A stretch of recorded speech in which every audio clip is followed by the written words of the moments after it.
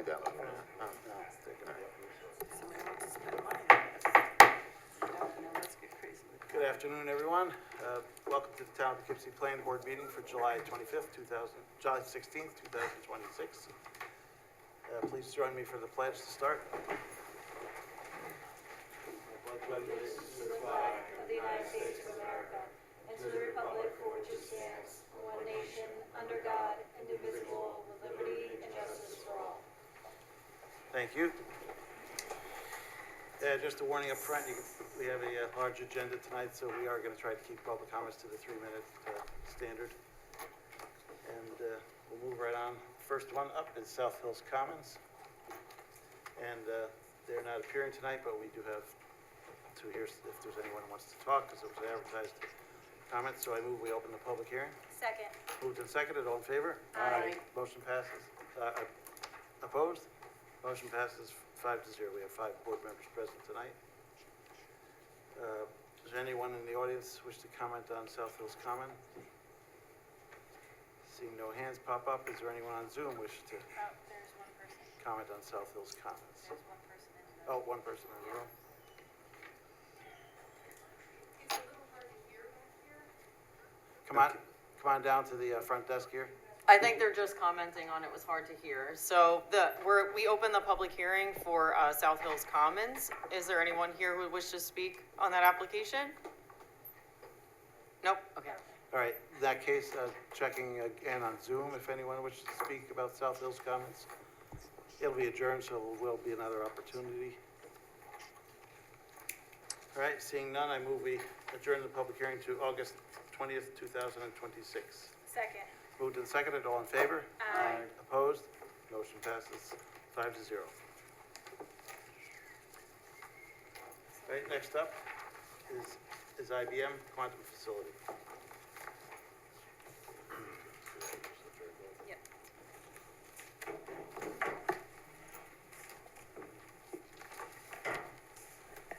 Welcome back, guys. Thank you. Good evening. Guess you got a few changes to give us a brief overview on? We do.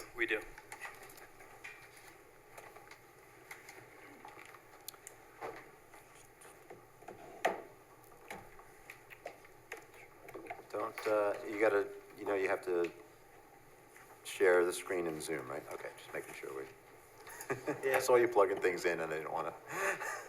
Yeah, we used to be able to plug in directly, but that changed with these mixed meetings with Zoom. You folks ready? We'll be happy to start. Yep, Okay. anytime. Yep. For purposes of the record, my name is Dave Everett, Land Use Counsel for IBM with the law firm of Whiteman, Osterman, and Hanna. I've got a couple of my IBM colleagues here with me who are going to help with some of the presentation tonight. We have Jason Laveglia over here at the end. He's IBM's head of global real estate. Sitting right to my right here is Brian Cook. He's the principal at Jacobs and the project architect. If the board remembers, back in March we had submitted an application for a larger building, which was about 500,000 square feet or so. Since then, IBM has made some substantial revisions to the project, and we're here to present those tonight to you. The new square footage is around 350,000 square feet, give or take. Jason's going to talk about the purpose of the changes and the reason and rationale for the changes from a corporate perspective. Brian will go through the actual changes for the board to kind of bring you up to speed on those. Before we do that, just a couple of housekeeping items. We had submitted today some additional supplemental information that is mostly related to supplementing the environmental assessment form for the project. And we're looking forward to getting comments from the board as well as the public on that supplemental submission. So, with that, we would ask you to consider postponing or just adjourning the public hearing until your August meeting if the board is so inclined to do that. We also acknowledge that we did receive comments from the staff and the planning staff. We appreciate those. We're going to be responding to those comments for the deadline, submission deadline for your August meeting. We'll also include responses to the comments that we received from a variety of other agencies. They weren't a lot of comments, but we got some comments from DEC and DOT and from the county, and we'll respond to those. And we'll also respond to any public comment that we get tonight as well. So with those kind of housekeeping items taken care of, I'll turn it over to Jason. Thank you very much. All right, thank you, David, and again, thank you to Planning Board for allowing us an opportunity to be back in front of you tonight. As David said, since prior submission in March through design process that's been taking place over the last several months, we've been able to optimize the scale of the project. The purpose remains the same, the program remains the same, the commitment on employee remains the same, and that's the project will create the first commercial manufacturing facility of quantum computers in the world, and that includes assembly and testing. That includes a dedicated R&D space to refine the process of creating and manufacturing these quantum computers. This new size building, which does consist of all of the above, manufacturing, assembly, testing, R&D, has been nearly cut in half. It's at around 268,000 square feet. A lot of that optimization, again, through the design process, which Brian will show and speak more to, was through us scaling down the amount of mechanical and electrical equipment and positioning that equipment in different areas that moves it out of the building footprint and therefore enabling us to shrink the overall size of that building. We've also, as part of that, we shifted and pivoted from a full demolition of one of the existing buildings known as Building 416. We're going to repurpose that building instead, retain it, renovate it, and that will be home to a good portion of this mechanical and electrical equipment that will support the missions on site there. What the small footprint has also enabled us to do is it allows us to push the footprint back further away from both the side and rear yard setbacks. So we're looking at about 356 feet and 733 feet of setback now versus the 50-foot minimums that apply, further protecting kind of the view corridors from the public and from the surrounding neighbors. Building coverage is down to about 19%, well under the 30% that's permitted in code. And what also hasn't changed is this application remains fully compliant with every applicable zoning requirement that's set forth. Our focus has been to reduce the visual impact, reduce the site disturbance, reuse our existing infrastructure, and we're looking forward to having Brian here walk you through and showing how it all translates onto the plan. All right, great. All right. Hopefully everyone can hear me.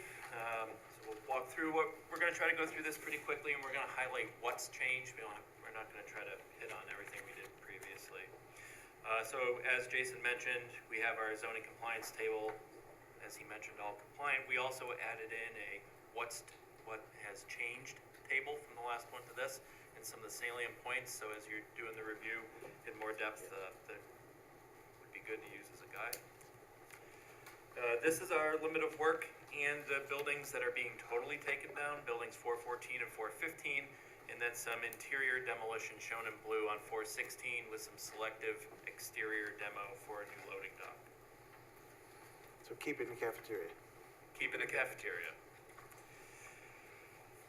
This plan shows the substantial change. So the building has gotten, as Jason said, quite a bit smaller.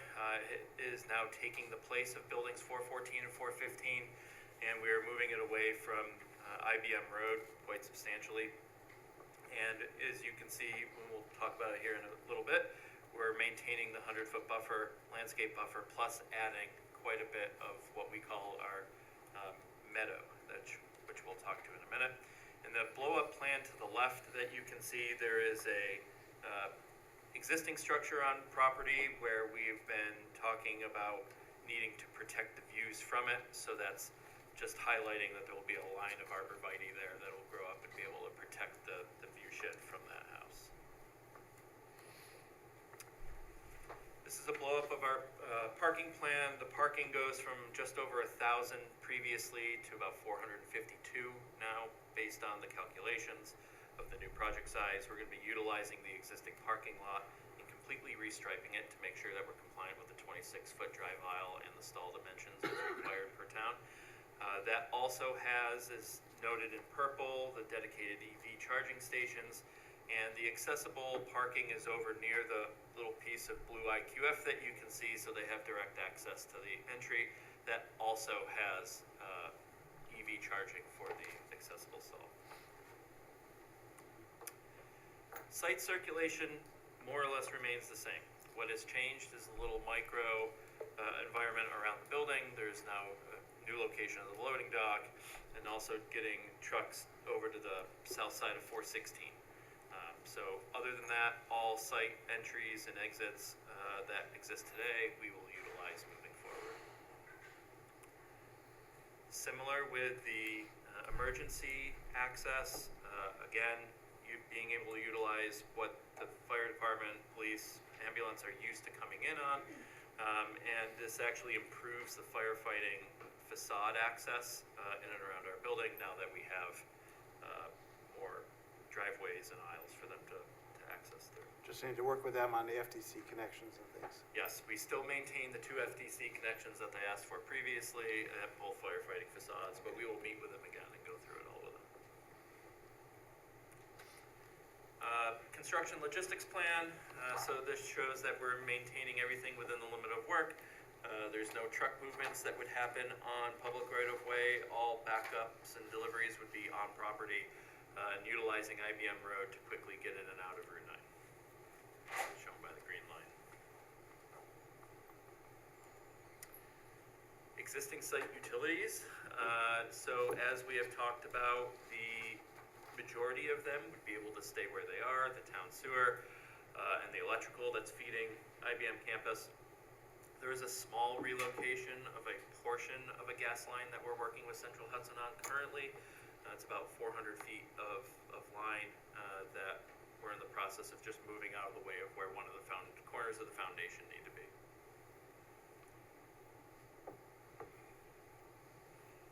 This is a blow-up of our site. As you can see in the red dashed line, shows the 100-foot landscape buffer with some new street trees and some other landscape plantings. And then what we're calling the open lawn or the meadow, that is an impervious area that we are looking to maintain the possibility for parking in the future. We're going to be stripping the old lot, putting dirt over top of it, and then planting that with fescue and wildflower. And you'll see in some of the renderings, it actually makes quite a good buffer to the building that is now set back from the road. You can also see the retention pond there over to the left for stormwater management. Along in here also, which you'll see in some of the renderings, we do have the new loading dock here on 416, and we have landscape buffer blocking that from view from IBM Road as well. As Jason mentioned, one of the many reasons we were able to reduce the size of the building was we originally had a lot of the mechanical systems within the building, but now that we got to the right mechanical selections, a lot of them are going to be on the roof behind, fully screened with acoustic screens, and you'll see in a few slides that our acoustic report shows that we're maintaining the sound levels of more or less what's ambient there today. So we felt confident that we would be able to put these things on the roof. The generators are still within a building as they were before, which is the bar, the light colored bar that's just to the north of the larger IQF building. Here's a rendering from on property in the southeast. Major substantial change here was that previously the building was all metal panel. We are now going to a precast tilt-up for a large portion of the building and still maintaining some metal panel of different colors, trying to differentiate the volumes of the building and also break it down to a more pedestrian scale. We've also utilized lower roof heights as it goes towards IBM Road, and the higher manufacturing bays are in the center of the building where the roof gets up to the 40-foot as allowed per the town planning or zoning. Stepping back, same view angle, but this is now from IBM Road. This shows the meadow and wildflowers, as well as the row of arborvitae that's protecting view towards the loading dock over on 416. And then flipping to the other side, this is from the southwest, so this is now on River Edge Drive on IBM campus. As you can see, that's the precast concrete wrapping around, and then we have our shipping dock on the west.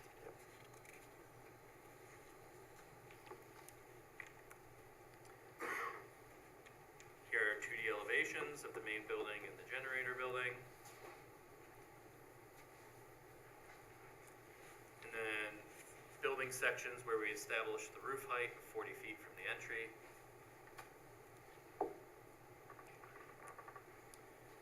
We've seen this previously. This is our visual impact acoustic study locations and the traffic impact in yellow. The traffic study is done separately, and you'll be diving into that as you review the drawings in the package. We wanted to focus on the acoustic and the visual here tonight. So here's our one slide out of the large report for the acoustic impact. As you can see in the magenta box on top of the roof, that's where all of our chillers and air handler units are. And we've set up multiple testing points, both at the corners of the residential parcels and some of the more sensitive commercial elements along IBM Road, such as the daycare. And we are getting to or below required sound levels at all of the parcel locations, and further supported in the report that you will review. All right. Visual impact. So in the visual impact report, there are a lot of, in the 5-mile radius, there's a number of significant sites that you'll see that have no view to our site because of topography that we walk through. These are the 12 more sensitive areas in and around the site, including the walkway over the Hudson that we did a larger photographic study on. This is a snapshot of a few of them, both before and after, and because it was hard to perceive the building in many of them, we've highlighted them with call-outs in the after, and they're larger images in the files that we've submitted for review. And again, not only from in and around the site proper, but also from the middle of the river and the other side of the river at a few of the different parks.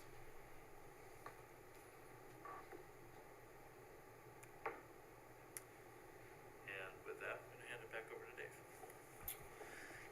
Yeah, so just one last comment before we hear board comments in the public. And one of the things I just wanted to emphasize, and I think this is something that actually Sharon had brought up at the last meeting, which is the IBM campus currently has about 45 buildings, and it has about 4 million square feet of total square footage on the site.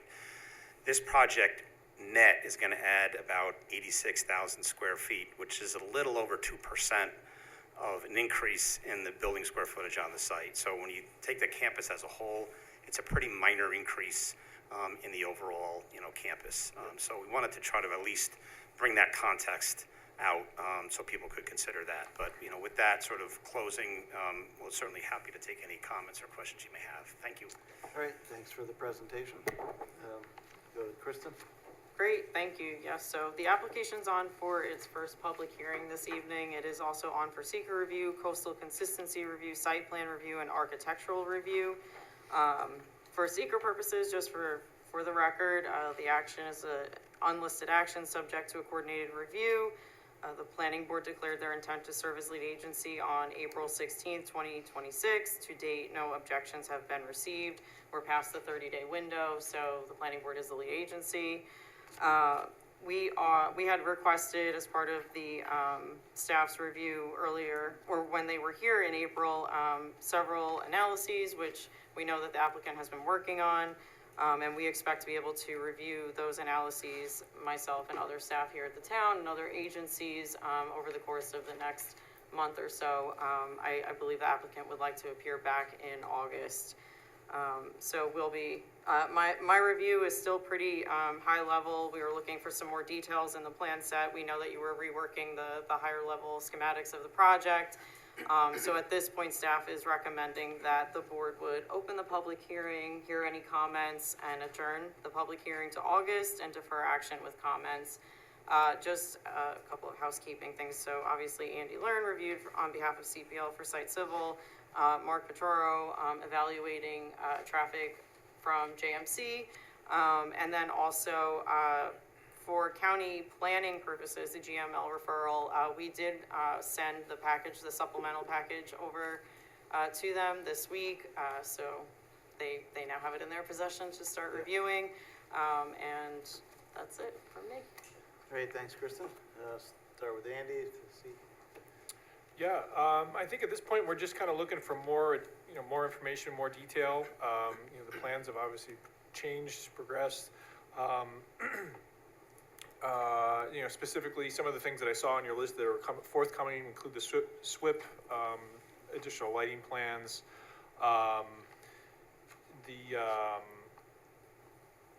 we had some looking for information on detailed grading floor elevations.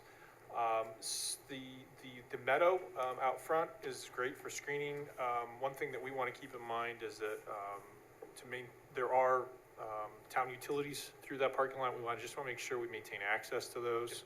So we'll just have to keep that in mind as we go through those details. And then, I realize that the town sewer line no longer requires relocation, which is probably a good thing for you guys, help speed things up a little bit. It's a big benefit of changing the building. Yeah. But we are going to be asking you to look at the other sewer line that comes in and currently goes underneath the town's building to try to reroute that so that it no longer goes through there, just because the building's old and there's some issues because of the fact that the sewer goes through that building. So That's the storm sewer, if I remember correctly. it is the sanitary sewer. Yeah. So, but that's it for now. All right, thanks, Andy. Would you mind on sharing your screen? We have our traffic consultant online there. Mark, you out there?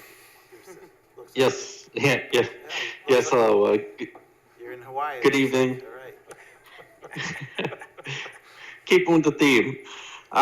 So as Mark Petro from JMC, we did look at this project from a traffic perspective. As Andy had mentioned before, we're looking for just some additional detail. I know the traffic impact study is mentioned is forthcoming, so we'll look at that when it comes in. Looking for a further detailed site plan showing radii, numbers of parking spaces, and such. Also looking for truck turning exhibits for the anticipated delivery vehicles. Some site distances on those, the Sand Dock Road, and some of those other internal intersections to the site there. There was also a mention just to look at the intersection of Sand Dock Road with the site distance and the signage there. As far as I know, that was discussed in a previous meeting we had with the applicant when they presented the revised plan. But just looking for some additional details when we get those additional documents from the applicant. Great, thank you, Mark. At this point, I move we open the public hearing. Second. Moved and seconded, all in favor? Aye. Opposed? Motion passes 5-0. Anyone in the audience wish to comment on the IBM application And tonight? if you guys wouldn't mind stepping down so that if anyone wants to come up and speak at the mic, they have the ability to do so. Thank you. No, don't go too far. Doesn't look Yeah. like anyone is popping up here. So. Well, I think there might be. Anyone in the room wish to comment on IBM? Oh, come on down to the, Which mic would you like to be right Which you get to pick. your choice. Sit down, I guess. Yeah. My name is Daniel Depew. I represent the Construction Contractors Association of the Hudson Valley, which covers Dutchess County, as well as 5 other counties here in the Hudson Valley. My background, my pedigree also comes with experience in local government. So I have tremendous respect for everybody that's here as volunteers, basically, in their community, trying to do the right thing. And as a former town supervisor myself, I recognize the importance of regionally significant projects in a community that can really help buoy above economic circumstances, create the type of jobs that we are looking for in our community. And the CCA of the Hudson Valley has taken a formal position that we fully support this project. We represent the construction contractors who partner with local trades and union labor. Union labor is labor with dignity. It's the folks who live in our community who can build projects, who can afford to live here, the folks who can afford to be part of our communities, the Little League, coach like my wife, the soccer dad, the people who are involved in the community. Union wages allow people to not only be able to buy homes and live in the community, but also to afford for the health care and the annuities to be able to retire in a community. Union work is safe work, it's quality work. And IBM has committed on this project to union labor, and we are very, very supportive of that. Our construction contractors represent some of the finest individuals in Dutchess County, Orange County, Ulster County, Sullivan County in this region. And we believe regionally significant projects like this are special.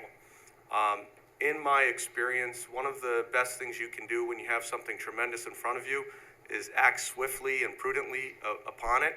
I would ask you to do that in a favorable way for this project. And I would also ask for you to have some due deference to the chairman of the board that if small site modifications need to be made as they work through this project, that those approvals be granted, because we believe that speed to market is critical in this day and age, particularly in the hardest state in the nation to do business in, the state of New York. Thank you. Okay, thanks for your comments. Anyone else in the room? Anyone on Zoom? You could raise your hand or, We have someone else in the room, it oh, looks like. someone else in the room? Okay. Yep. Hi, Linda. Hello, good evening. My name is Linda Malavi, and I am the Regional Director with Empire State Development and the Executive Director of the Mid-Hudson Regional Economic Development Council. It's a huge title. So thank you for allowing me to speak tonight. I just want to talk a little bit about this project and the governor's agenda for prioritizing quantum technology, semiconductor design, AI, and advanced manufacturing. And they are pillars of New York's innovation economy. And the Quantum Expansion Project directly supports this statewide push by strengthening New York's position as a national leader in next-generation computing. The governor has dedicated $300 million to establish the Quantum Research and Innovation Hub at the State University of New York at Stony Brook to bolster New York's leadership in groundbreaking research that saves lives, grows the economy, and improves national security. Expanding in quantum computing in the Mid-Hudson is a game changer for our region and New York State. It will fuel our region's goals for job creation and innovation, proving we're a leader in next-gen tech. A project like this will serve as a powerhouse for our local community, creating jobs, boosting businesses, and keeping the regional economies strong. This project can also serve as a bridge between deep tech employers and local higher education, like SUNY schools and local universities. It could facilitate the dialogue to design training programs and workforce development pipelines. We're very pleased to know that this project aligns with the goals of the MHRADC as well as New York State by driving innovation, technology, and building a skilled workforce for the next generation. This initiative represents an investment in our region's future. Thank you. Appreciate your comments. Thank you. One more time around the room here. Anyone else? And anyone on Zoom? And if you're on the Zoom and wish to comment on this application, you can unmute yourself, raise your hand, or otherwise, let us know. As we said, there'll be other opportunities as this project progresses. So at this point, I move we adjourn the public hearing to August 20th, I believe it is, 2026. Second. Moved and seconded, all in favor? Aye. Opposed? Motion passes 5-0. Let's go around the board for comments from board members. Let's start with Nicole tonight. You guys want to come back up now? Yeah, that's, sorry. It's mandatory exercise program that we've instituted here at Town Hall. Always use exercise.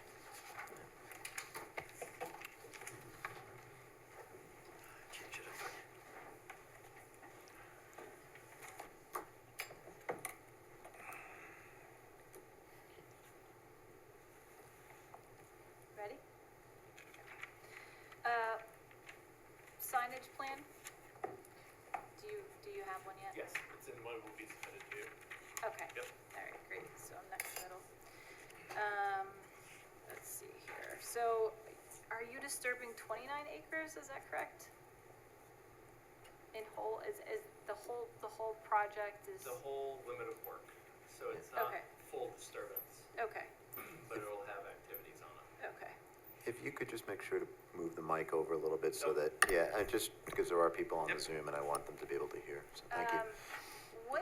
What will be the number of EV parking spots? I believe, let me pull that back up. 19. Yeah, 19. 19 in Okay. total? Okay. Let's see, anything else? No, I think that's okay for now. That's it. Thank you. That's an increase from what I remember being there today, so. Anything, Rocco, this time? Just a quick thing, the project length, I heard, at least I read, finishing up in 2024, I'm sorry, 2028, or sooner. We'll complete the project in multiple phases, but the first phase is due to be completed in fourth quarter '27. Okay. And then we'll continue activity in another second phase through the middle of 2028. Okay. I think that's good for me. That's Thank good, you. yeah, that goes to construction noise and trucks, traffic and stuff. Look at that. Sharon, anything? I'm good. And Sid? I'm good. Great, I'll just say I appreciate that IBM has chosen Poughkeepsie to continue expanding, doing that thing. We talked a bit, the sewers is much better now, you don't have to change the main trunk line.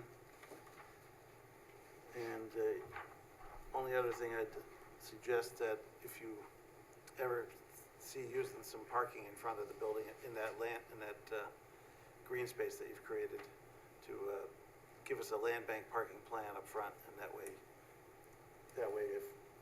you need it in the future, you can just turn it on without going through a whole process. Yeah, we can certainly do that. It'll be within the submission.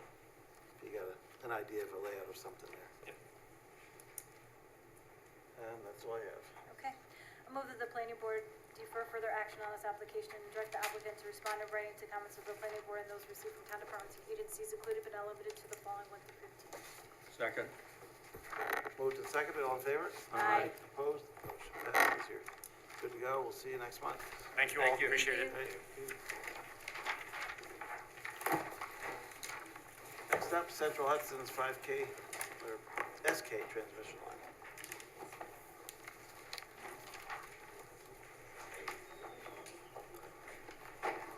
Thank you. 10 people figured it out. Thanks. Have a good night. More than that. Welcome back. Good evening. My name's Anthony Mirando. I'm an attorney with Cuddy and Fader, and I'm here tonight with Central Hudson. Hi, everyone. Kristen Baker, Project Manager at EDR, Environmental and Permitting Consultant for Central Hudson. Jacob Winterman, Project Manager with Central Hudson. I'm not sure if that one's on, you might want to just flip the switch up just to Yeah. make sure. Oh. That, Yeah, that's the portable one if you're Yeah. going out with the. Jake Winterman, Project Manager, Central Hudson. There you go. Sounds like a batting order. Good evening. Thank you again for having us. We know it's a public hearing, so for the benefit of the public, we will do a brief presentation to make sure the public's aware of the project and what it is we're proposing to do. Our application before the planning board is for site plan approval. We're seeking to rebuild an existing electric transmission line that runs for about 2.5 miles through the town of Poughkeepsie. It runs south from the Spackenkill Road and Spackenkill Substation down to the area west of Victor Lane, just north of the Knapp's Corner Substation. I think this board's pretty familiar with that area. The project consists of, the explanation of it at least is fairly straightforward. It's existing 34 poles within the right-of-way. The right-of-way will not be expanded or widened by the project. It's effectively a replacement. I hate to say one for one because there will be 36 poles at the end, because there's, when you're rebuilding a transmission line, you need to comply with current codes and clearance levels, and that requires some transition poles. For example, one new pole at the Spackenkill substation, by way of example. The poles will be replaced from wood, which Jacob will walk you through in a moment. that are pretty beat up from the many decades of wear and tear, and woodpeckers tend to be the biggest enemy, which you'll see in the photos, and replaced it with what you'll see is Cortex steel poles, which tend to mimic a little bit more of like a tree appearance, but if a woodpecker goes for that, it's gonna not be as friendly to it. So again, it's reconstructing the aged and damaged line. I'll let Jacob take you through that in a second. Just because it is a public hearing, as Central Hudson, we wanted to be very conservative with the public hearing notice. We provided all the information and worked with your town staff to do it. Given it's a linear line and a right-of-way isn't a lot, we've noticed exorbitant amount of your town, a few thousand feet outside of the closest point to some homes from where the right-of-way actually is. So we did do that, and we wanted to mention that for the record. All right. So I have a short presentation. Can someone allow sharing on There you the? go. Just, got a lot of You people were on, ready. so I'm being a little conservative with the controls tonight. I get that. Yeah. All right. Just make sure this There we go. We can see it now. Oh, sorry. Hold on one second. There it is. You're up. Hold on. I think I know to do this by now. It's okay, you're project manager, not IT. We see it, and it's in power. That's good? That's Yeah. good, yeah. Perfect. All right, cool. So Anthony covered a lot of what we're going to cover in this slideshow, so I'll make this pretty quick. So we're here for the SK line. It's a 115 kV electric transmission line that runs through Poughkeepsie. Here's a quick map. You can see it's about 2.4 miles, starting south at Napper's Corner Substation, and then moving up through to Spackenkill Road, Spackenkill Substation, to the north. So the history of this, it's nearly 60 years old. We've identified significant long-term degradation of the poles and conductor. It's reached the end of its useful life, as we know. It doesn't meet current standards, and we have an obligation to maintain that and replace it. Benefits of the new line will maintain reliable electric delivery, increase storm hardening, as we've seen recently, and the new design will meet current standards. Anthony mentioned these are Core 10 poles. They're a lot more robust than the wood, again with the woodpeckers. And as Anthony also mentioned, it will stay in the same right-of-way, and that right-of-way will not be expanded as part of this project. And the voltage will remain the same as it is currently.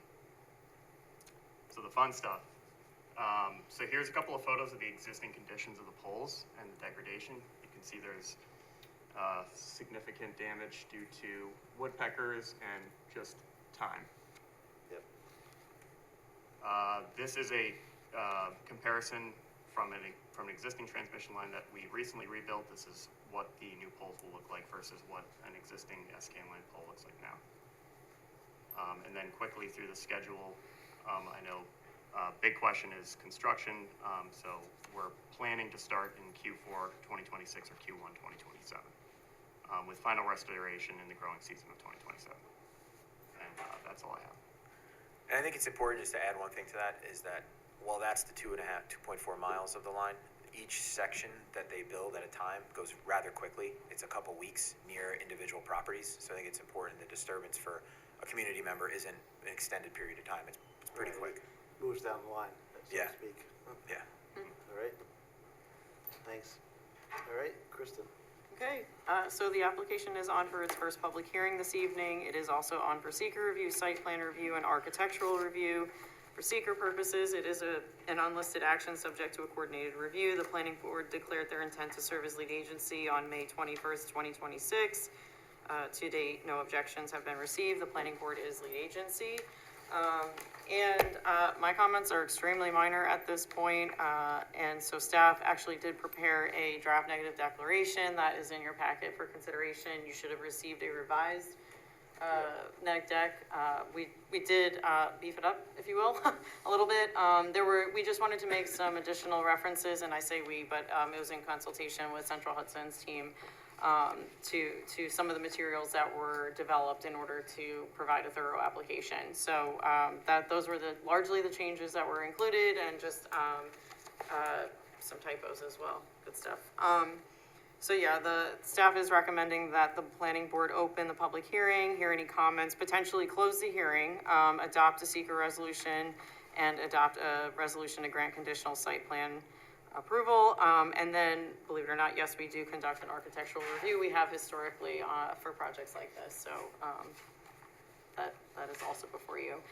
If the board hears comments from the public and/or has their own concerns or comments or questions, there is an opportunity and resolutions prepared for you to open the public hearing, adjourn, and defer action with comments. And again, just for record-keeping purposes, this was circulated to the county planning office, and they had come back after a previous submission with a matter of local concern. So no comments to address there, so you would be free to move forward. All right. Thanks, Kristen. Andy, anything from you holding it back? I got nothing. All right. That's easy. Yep. At this point, I move we open the public hearing then. Second. Moved and seconded, all in favor? Aye. Opposed? Motion passes. Anyone in the audience here wish to comment on Central Hudson's transmission line? Okay, if you guys wouldn't mind moving over, and we'd ask you that if you wouldn't mind coming up and taking a seat and speaking into the microphone. Thank you.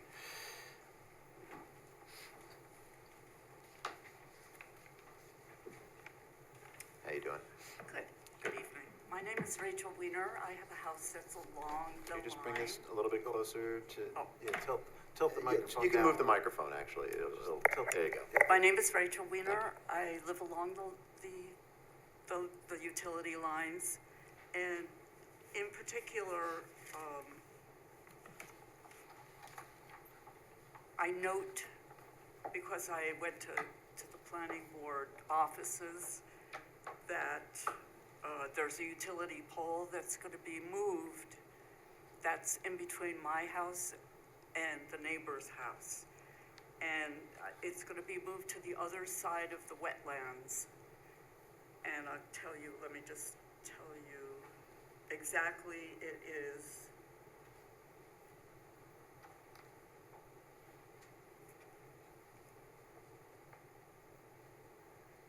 It is SK number 31. What's That's what it is on this little map. 31, you said? Yes, Okay. 31.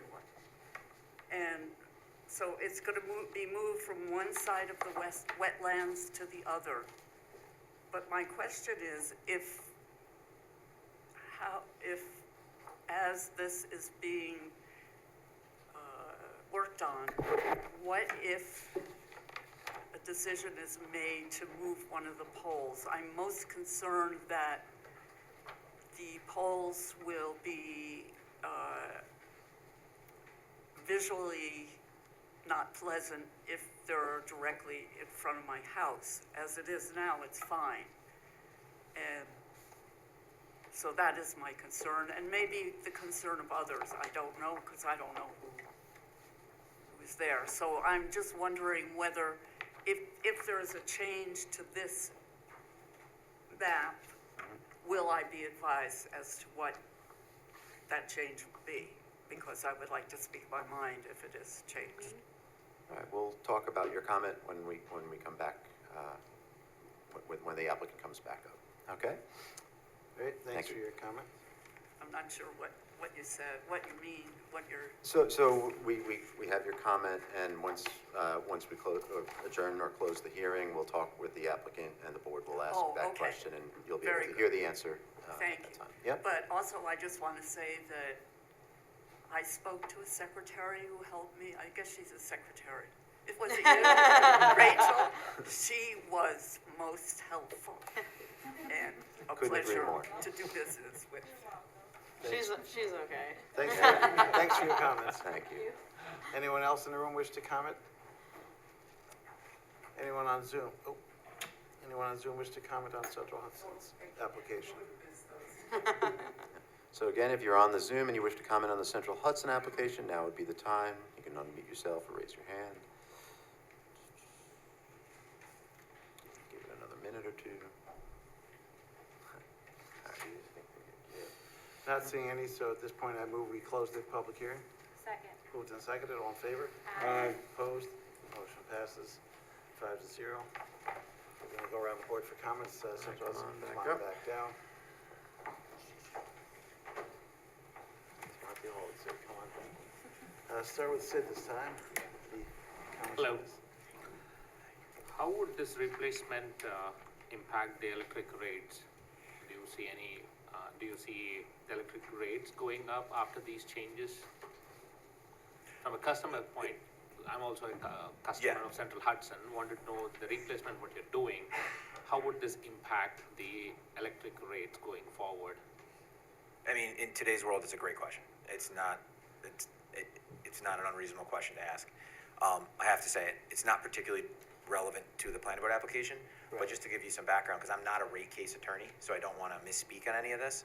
But what I will say is that these projects are mapped out over time so that they can budget these things in advance, and then they come back and then go get the approvals and build it out. So I hope that kind of answers your question, but I couldn't sit here and tell you exactly what that would look like, but I don't anticipate that this is a direct cause of any type of rate increase. Just curious. Yeah. Thank you. But they go through a PSC process on that. Okay. Yeah. Thank you. Okay. That's all. I think it'll help to have poles that are need less maintenance over time. A public service commission? But yes. Okay, go to, start with Sharon. I thought that was a fair question. Everybody's talking about rates, so that might be repeated at your next visit, if there is a next visit. So I back that question. Okay. Understand. No additional questions, thank you.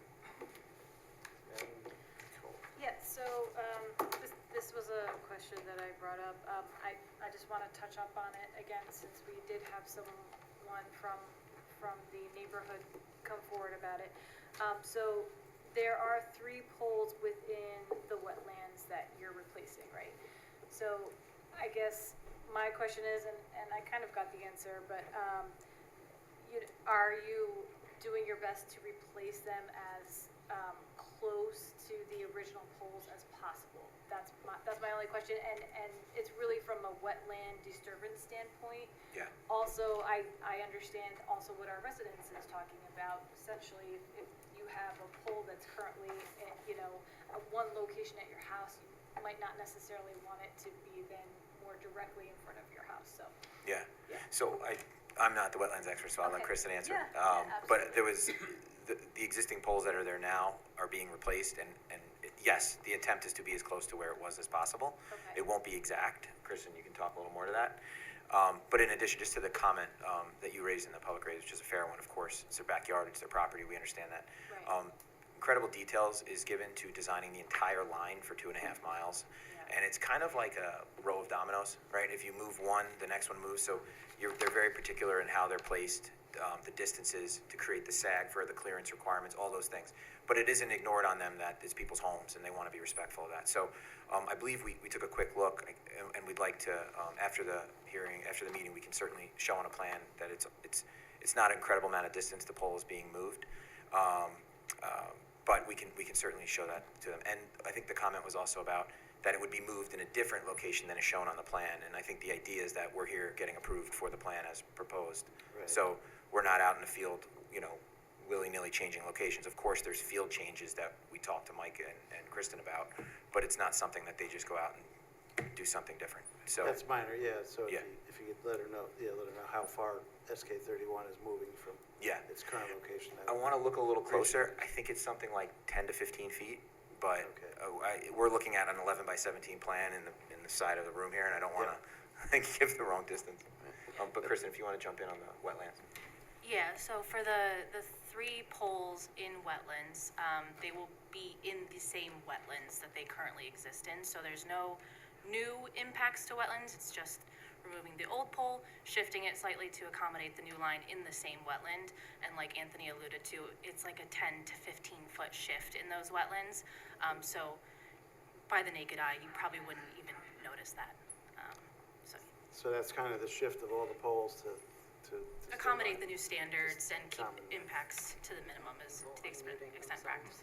Okay. The idea with all of this, just for people's context, is storm hardening, right? And that phrase means when the storms come, the power doesn't go out. That's the efforts at this. So pole heights go up a little to avoid trees from falling. There's clearances from pole to pole that they're working on, so that's the overall design point. Yeah, we just had a good test. Yeah, I know.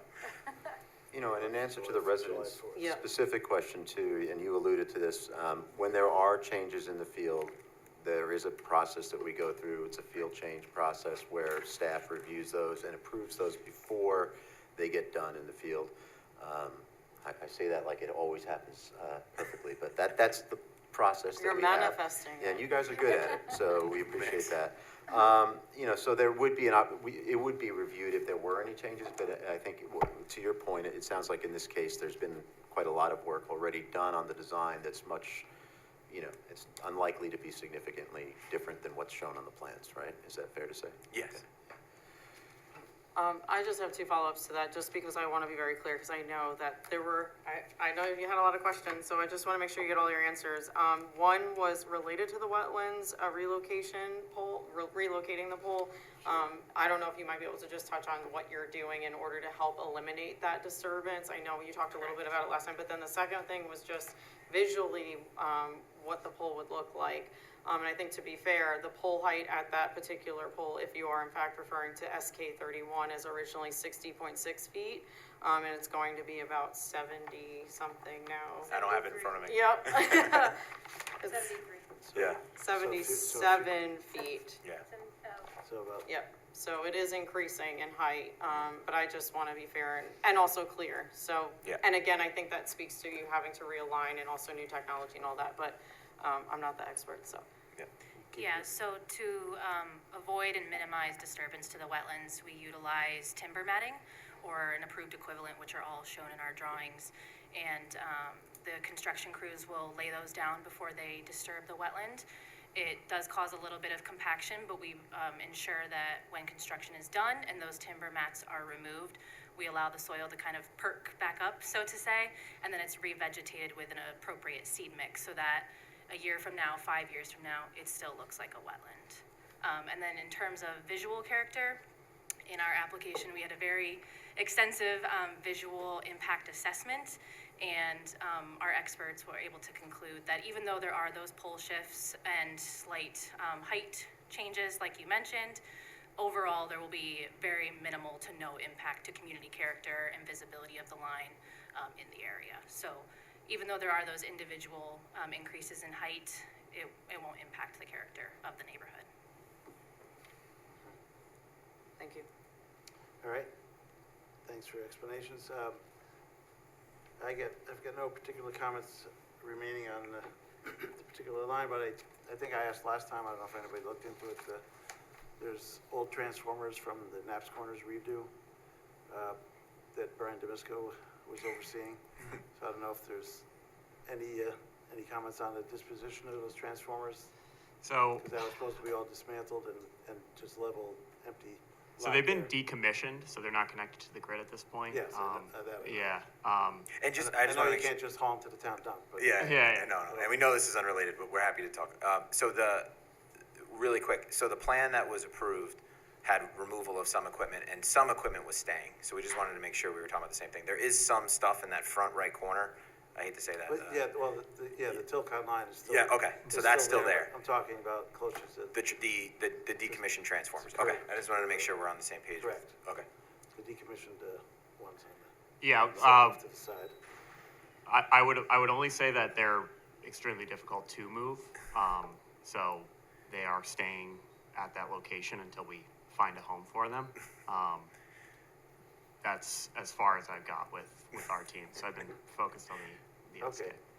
But we can follow up outside of this meeting, Yeah. Mr. Chairman, and talk through Yeah, a schedule or what that could look like. I appreciate that if you, Yeah. so they're not there for another 10 years or Yeah. something. Yeah. I don't know. We also have a planned visit, I believe, this fall to look at the landscaping, right? I think Yeah. we're actually at this 3 years that the Right, and it seems to bond be starting to is. grow See you in well, so- November. Yeah, so 3 we'll years, be out think there about it. with you, and we can carry this That could- conversation forward then. Yeah. That's a good idea. Happy to. If you got any new information by then, it would be good. Appreciate All right?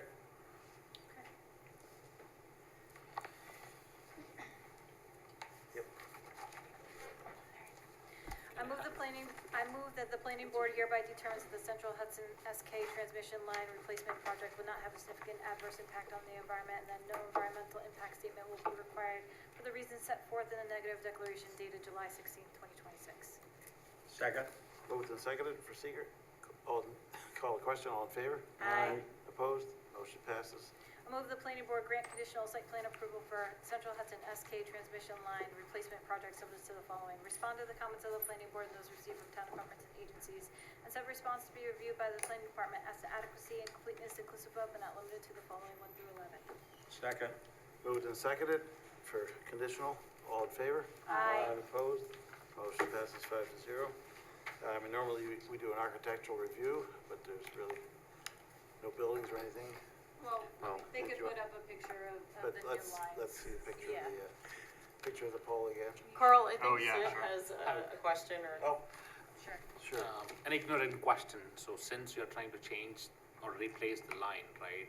Just curious, how much would it cost to do the same thing underground with the changing climate, right? I don't know. I don't have that number, but No, it would not be. It's usually significantly more. is And it it would- significant amount, or is it because of the wetlands, which is why you're not trying to? It would be substantial. Plus, it would be environmentally, there'd be a lot of A lot disturbance. of ground disturbance for that. It's not only wetlands, there's a lot of surface rock in that area Okay, as well, which would be, thank you. require some blasting, I think, or at least ripping. Yeah. So we're gonna ask him to show the picture again, or? Okay. Yeah. All right, you can share screen if you would like to.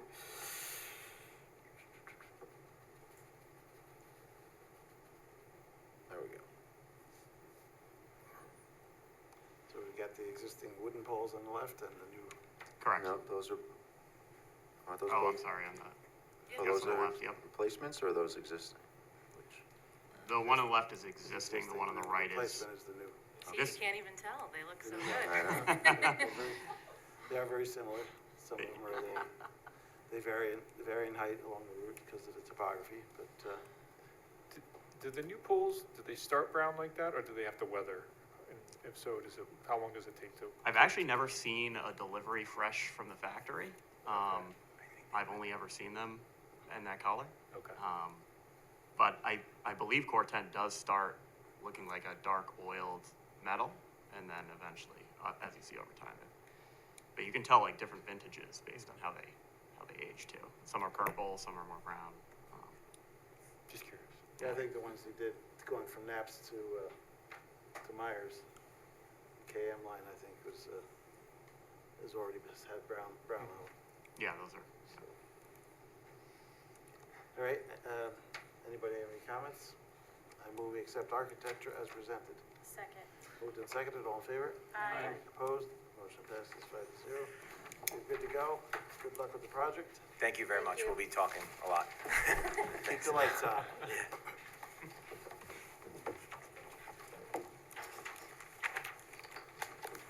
Right, next up is 55 Scenic Drive, lot line revision. Do a quick presentation first. Well, I don't have my Hawaiian shirt. I did go with my best attempt you at got it. having at least some dramatic. I was gonna go for the, Saved by the Bell or whatever, it's Fresh Prince and flip my jacket around, but it actually doesn't work because it's too tight. So I guess I have to go to the gym. With that intro. That suffices. Happy Hawaiian Shirt Day. For the record, Taylor Palmer with the law firm of Cuddy and Fader on behalf of the applicant joining this evening.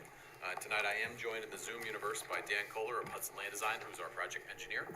As you said, Mr. Chairman, we are before you for our continued public hearing on our applications for lot line revision and land contour permits for 55 Scenic Drive and the abutting property at 7 Spur Way, which is at the top of the hill above 55 Scenic.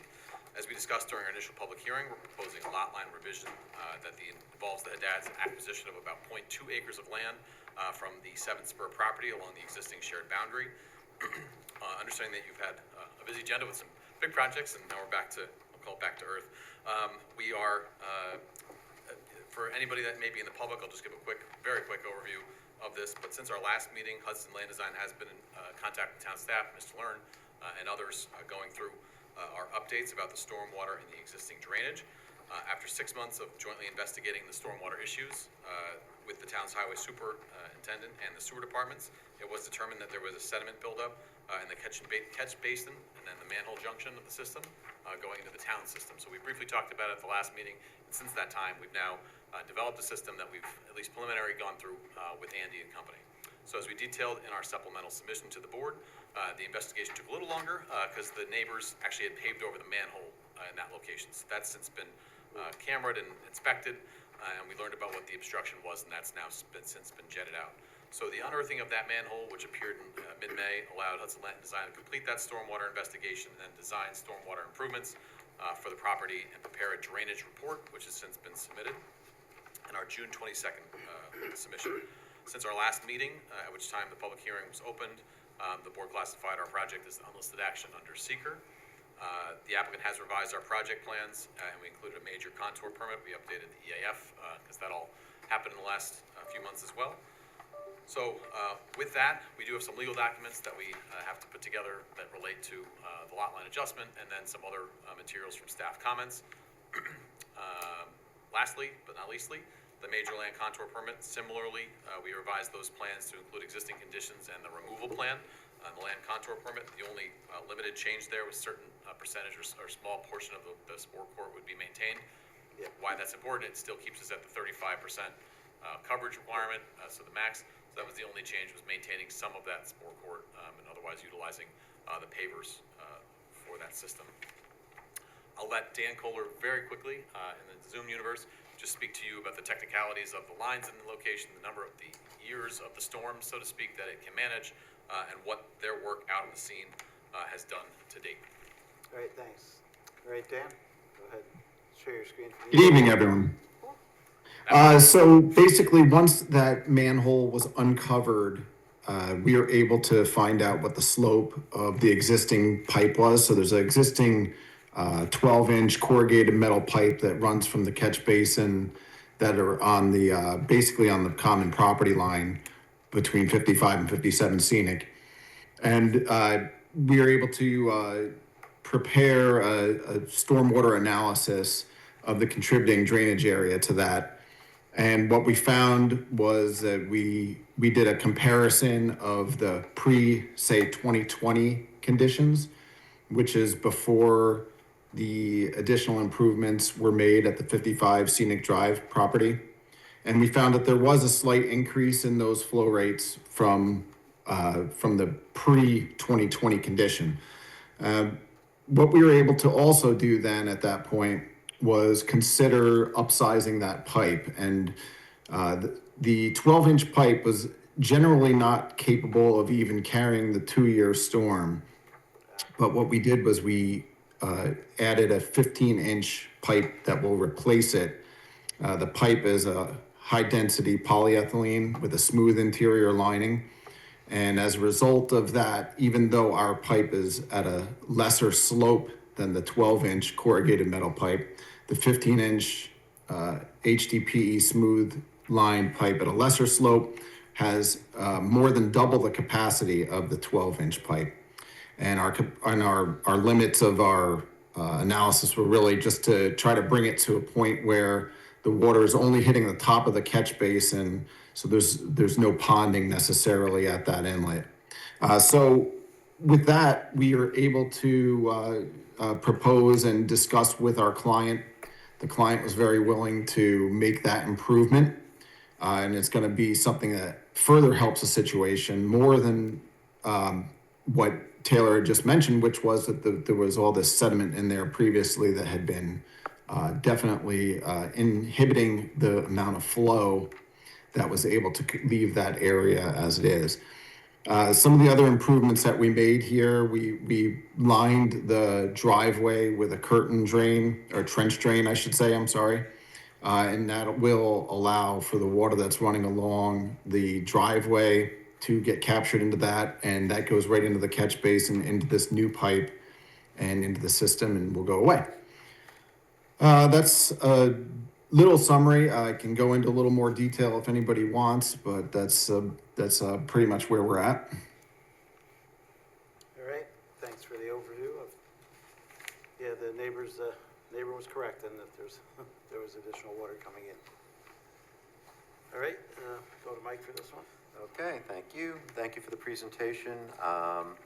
As you know, the planning board in May determined that it would conduct an uncoordinated environmental review for the project as an unlisted action. The planning department doesn't have a lot of remaining comments. They've addressed most of the issues related to the lot line revision. I think the really important thing here obviously would be to talk to our engineering department, to Andy, who's reviewed the reports that Dan prepared and described just before. All right, sounds good. Yeah, you're the Yeah. guy here, Andy. on this. So we, we reviewed everything that was submitted. We have some minor comments on the lot line revision plan. I think same thing with the line contour plan. We reviewed the drainage analysis and we agree with their findings. We have a few minor comments that won't change the results of the outcome of the findings. I think increasing the size of the pipe is a good idea. And one thing that occurs to me that we didn't comment on is maintenance of that line to prevent it from filling up with sediment again in the future. Is that something that we can get an agreement from your client to take care of that? Yeah, assuming it's on our property, I don't think that would be of any concern, as long as there's, I think, Dan, if you can speak to just where that line is, of course, if it's in our property, that's no issue. Yeah, sure. The catch basin itself is skirting the property line. It's completely on the 55 Scenic Drive parcel, according to the survey. But it is very close to the property line, obviously, and our pipe will remain on the 55 Scenic Drive property. It will run parallel to the existing driveways. Actually, let me just share this screen if you don't mind. I guess I need permission. Yeah, I just changed the setting. You should be able to now. Yeah, visual could be helpful here. Yeah. Okay, this is the catch basin I was just referring to. Not up here, we don't see it yet. Now it's popping up. Okay, there It's we there go. now? Okay, little latency, sorry.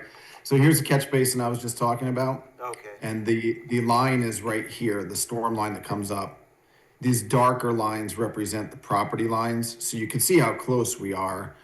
Just during construction and everything else, we're gonna be right on the line as we are.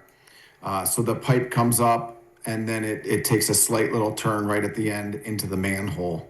So generally, our pipe itself will stay completely on the property line as well. That's the goal. So, the legal world will have to figure out, whether or not we can get in here and actually maybe jet this. Sometimes you may need to use another driveway. I don't know if that's necessary or not. It I'll depends. interrupt Dan, just to say, I think the answer is yes. We can do that to the extent it's on our property, and I think that's probably the most effective method, is jetting it. And I'm not gonna play that engineer, but yes. That's all we need to know. We can work out those details. Thank you. And Yeah. how long do you think it takes to silt in something like that? I mean, it varies. I mean, we might want to start with a more regular, inspection and clean out, maybe once a year. Good idea. And then, take it from there. If it's clean after a year, you can extend it maybe 2 years and kind of go from there. Yeah, I didn't know if it was months or years or whatever. Yeah, That yeah. kind of timeline. Yeah, and the other thing to consider is that we don't know the source of that siltation in there. It could have been because of, seams within the existing pipe. Maybe that's what was sending some of that sediment into the pipe. Right. And now with us putting a new pipe, we may actually resolve some of the problem that led to the sedimentation. I don't know that answer for sure, but it's a possibility. It's also been there for Another decades. reason to check it. Yeah, the old pipe was there for decades, so it's, Yes, exactly. And then I guess just to comment on the sport court situation, Dan and I did look at the area. It's on the other side of the property from what we're looking at right now. And he and I looked at the topography of the area, and it's in that bottom kind of right-hand corner there. The water kind of accumulates and just kind of sits there. So, allowing them to keep the sport court there, that's where all that area will drain to, and I don't see that as causing any issues so that with it. won't go to the other side. Yeah, does it? Or I don't affect see it those causing neighbors? issues on the other side where the catch basin is. And for clarity, they're removing some of it. They're just removing, keeping it- yeah, you can see he's got the picture up there, yeah. Keeping that, Oh, there it is. that blue The red's section going. there. red is gone. The smaller court. We're dead. Right. That'll be good. So All right, you have so- two resolutions here. You can either open the public hearing, hear comments, and then you can either close or adjourn depending on the comments and Yep. go from there. So you're generally satisfied with their I am, water yes. flow report? Yeah, Okay. and again, pending, some minor comments that we need to resolve, but. All right, that's good to know. All right, I move we open the public hearing. Second. Moved and seconded, all in favor? Aye. Opposed? Motion passes. Anyone in the room wish to comment on 55 Scenic Drive? Seeing none, I move to online. Anyone on Zoom wish to comment on 55 Scenic Drive?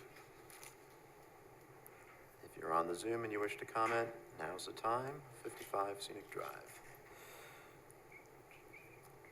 We heard from the neighbor last month and went through all their, so we're hopefully addressing all the, looks like we're addressing all the issues that she had.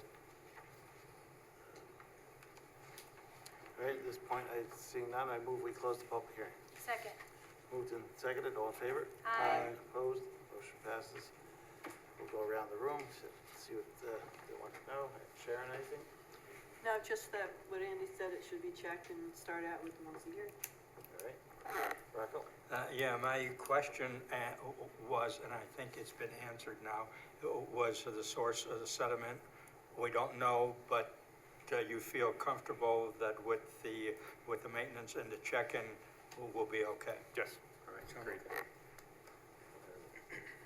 Yeah, I don't really have much. My only question was, were they getting a variance for that driveway? The driveway width, yes. Okay. So that's still, the zoning board hearing process is still open. We had to come to you first. The lot line adjustment addresses the coverage, and also, I said the contour permit came in as a sort of an addition to that. So that's where that is. All these other encroachments and things are being removed.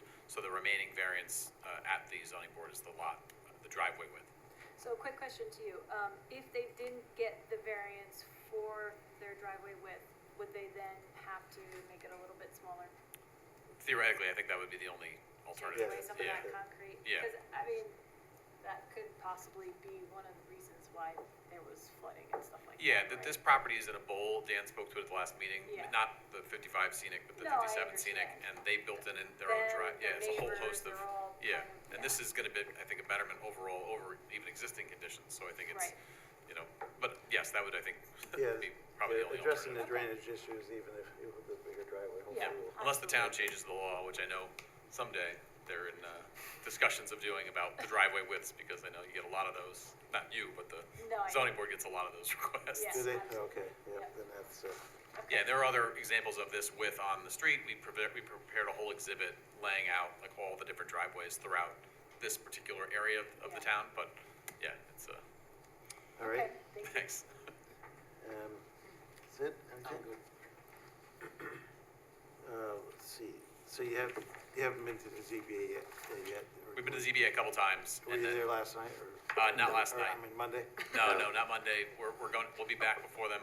They had to wait for this process to move forward. So we've been with them a couple Okay, times to update it, as we tried to work with Andy and the town to help us get into the system, and then we did collectively. So that was what enabled us to get back to you for all of All the right.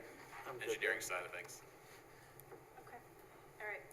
I move the planning board determine that the proposed 55 Scenic Drive lot line revision and land contour permit project will not have a significant adverse impact on the environment, and that no environmental impact statement will be required for the reasons set forth in a seeker negative declaration for an uncoordinated environmental review of an unlisted action dated July 16, 2026. Second. Moved and seconded for seeker. All in favor? Aye. Opposed? Motion passes. I move the planning board grant conditional lot line revision approval required to be filed with the Dutchess County Clerk on or before Friday, November 13th, 2026. That the planning board grant major land contour permit approval, both approvals subject to the following. Respond to the comments of the planning board, those received from the town departments and agencies, and said responses to be reviewed by the planning department as to adequacy and completeness inclusive of but not limited to the following 1 through 9. Second. Moved and seconded to grant conditional. All in favor? Aye. Opposed? Motion passes 5-0. All right, you're good to go.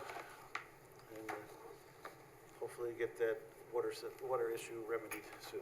Very good. Aloha. Thank you.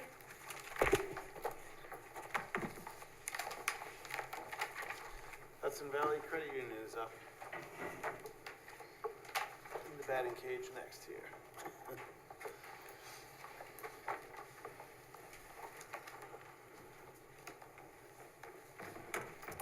Welcome back, guys.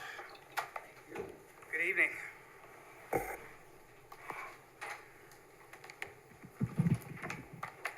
Check, check. All right, here we go. Good evening. I guess I should say aloha tonight. This is great. I really like this. We didn't get the memo, otherwise we would have participated. But good evening, Roger Keating from Labella Associates here tonight with Brandon from Maury Architects to give you guys a project update and do a presentation for the Hudson Valley Federal Credit Union project.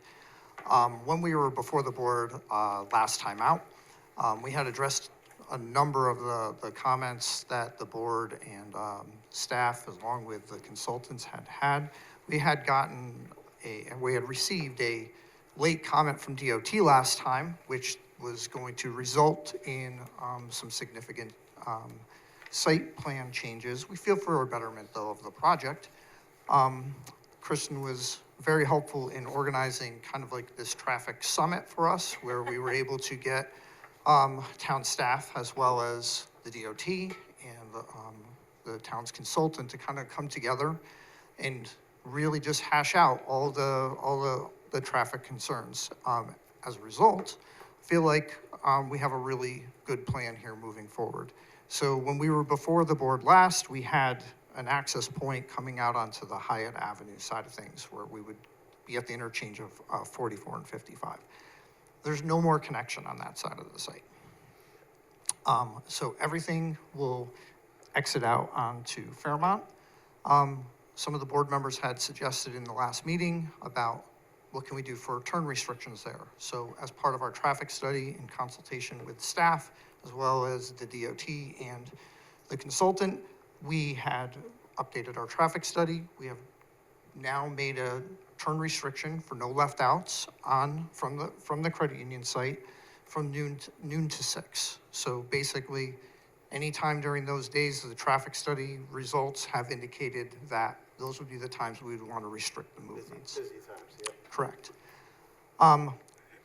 So one of the other comments internally that then shaped some of the changes as it relates to circulation was, if you recall, the center, we had like kind of drive-through or pass-through parking spaces in the middle. We've moved the aisles, we've made it so that we have more of a conventional parking space.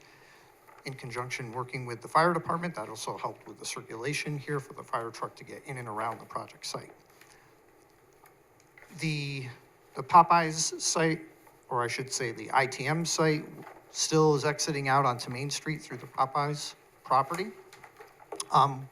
And the only change there is, at the last meeting, was encouraged to put signage in there about, really signing people to go out onto Main Street. So we've added that signage into the project as well.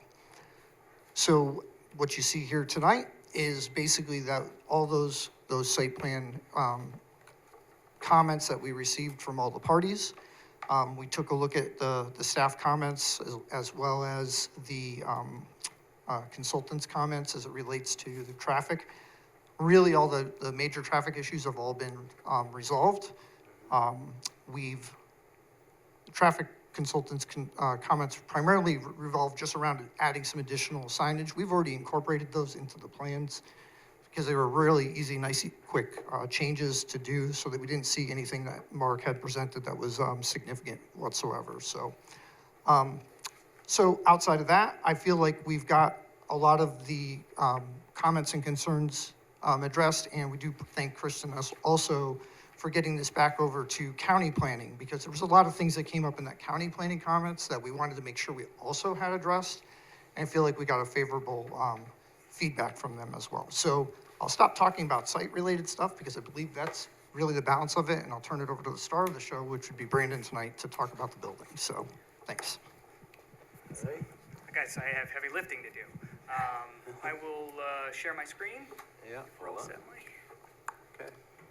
Yeah, removing that connection to the arterial is a big plus, I guess.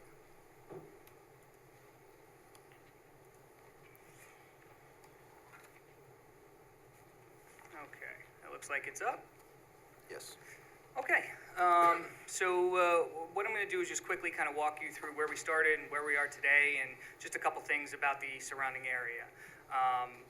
The first thing I want to kind of show here is the the original plan that we gave to the town to show what our intent was. So the credit union is kind of developing a new prototype.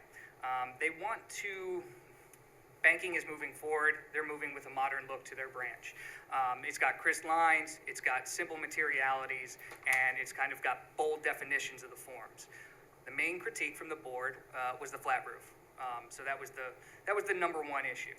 So what we came back with was a presentation where we took a feature that is in a lot of credit unions, which is the pyramid tower. We've added that to the largest element of the building. You can see the comparison there. So that pyramid tower is in many of the branches that I've personally worked on and throughout the credit union's history: Fishkill, Chester, Mahopac, Carmel, and I can go on. But again, we've taken that feature and we've added it to this building and coupled it with the glass elements that we originally had to kind of create this sort of floating effect. And that floating effect actually gives you multiple roof planes. You know, you get this stepping in the building. Now, we've only presented 2D images to you guys, and I think that presents sort of a blocky image, and that was sort of our failure. So tonight, what I want to do is present to you some three-dimensional images.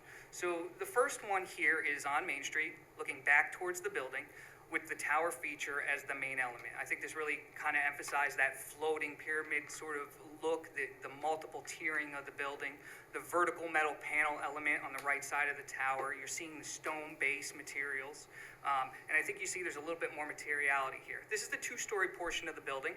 It's up close to the streetscape, like many of the buildings on Main Street. And it has a lot of glass that allows visuals into the building. I'm going to go further down the street, get to the corner of Fairmont, look back at the building. So this is one of our entrances to the building. Here, the focal point in this image, you're seeing the second-story conference room. Lots of glass. We want to see the interior. That's the credit union really wants to engage the exterior and interior conversation. They want to see business happening inside and outside. So we got this prominent view of this conference room. That conference room actually expands over top of the first floor and creates sort of a protected entrance. That protected entrance, again, highlighted by a large glass opening, seen to the interior, and then we have our decorative accent horizontal element that really identifies openings. It's wayfinding. It lets you know where the entrance to the building is, and it becomes kind of what I refer to it as the belt course. It's the horizontal band that ties the building together with its multiple materials and steps. I'm going to go down Fairmont now. Now we're going down Fairmont and we're approaching the one-story portion of the building. Now this is where a lot of the retail banking happens. This is where a lot of your general banking will happen. So it's more of the space that the customer will see most often. Higher ceiling, so it's really a story and a half. And again, multiple stepped elevations. I know we keep referring to it as flat, and I think when we say flat, we're thinking this boxy building. This is not a boxy building. This is an articulated, well-formed building with intent. So the intent here is we come down the corner, we have our horizontal belt that ties the building together, but we also have an accent piece with the large glass opening, and the glass steps too. It kind of creates a rhythm across the facade of the building. It's not one horizontal plane. But that glass, big opening into the retail space. Now that then I think adds, and instead of having just a large box, gives it sort of an ethereal feel. Makes that building feel a little lighter as you come around the corner. Final view that I'm going to give you is from the customer side. Now this is the inside corner view. That's one of our other entrances, again highlighted by the accent band. But this was a really good view because I think it shows you everything. It shows you all the different steps. It shows you this is not just a simple box building. It's articulated horizontally, vertically, and I think it presents very well to the customer and to the town. I want to kind of just, because the main critique was the flat roof, I kind of want to just touch a little bit on the sections of the code that talk about the flat roof. There's two main sections in the code that really speak to the volume of a building and the size and shape of a building. First is Section 4 of the design standards in the ATC, and it's number 4.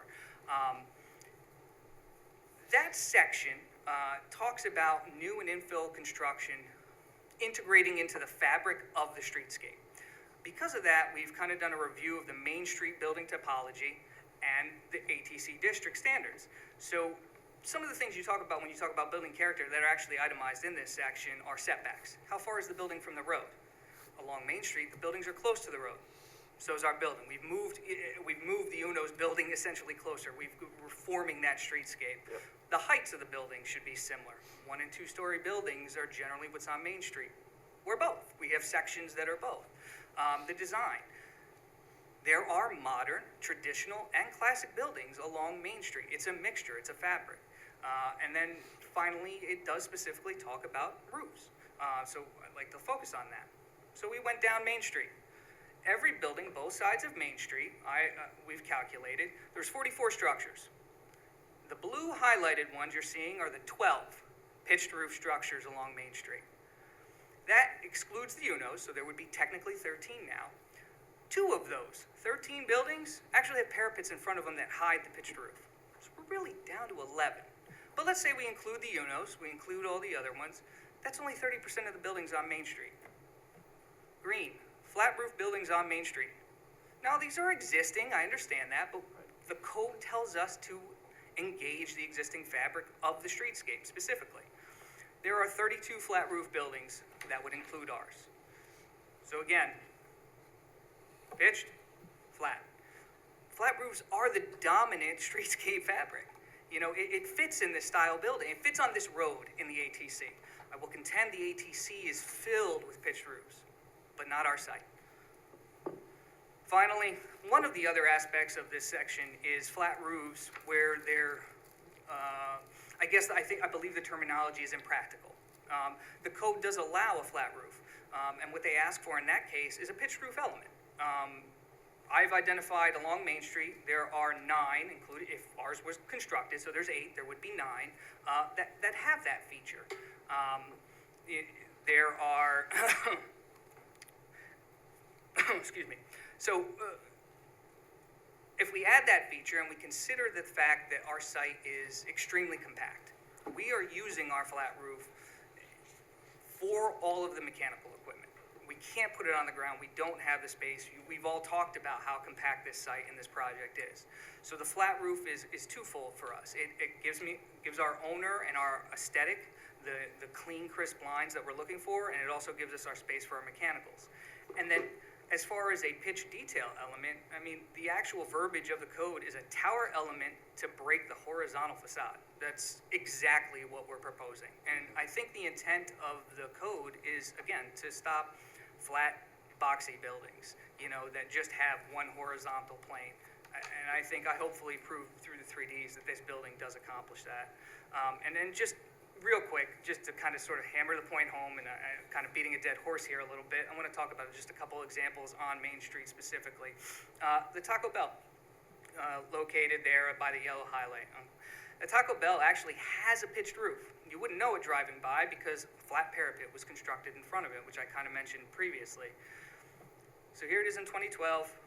Here it is currently. It's the exact opposite of what the code really intended. We've hidden what it is. And while this is a modern look, I will contend it's not a very great one. The materials aren't very interesting. It's not articulated, and it is kind of just a box with a parapet in front of it.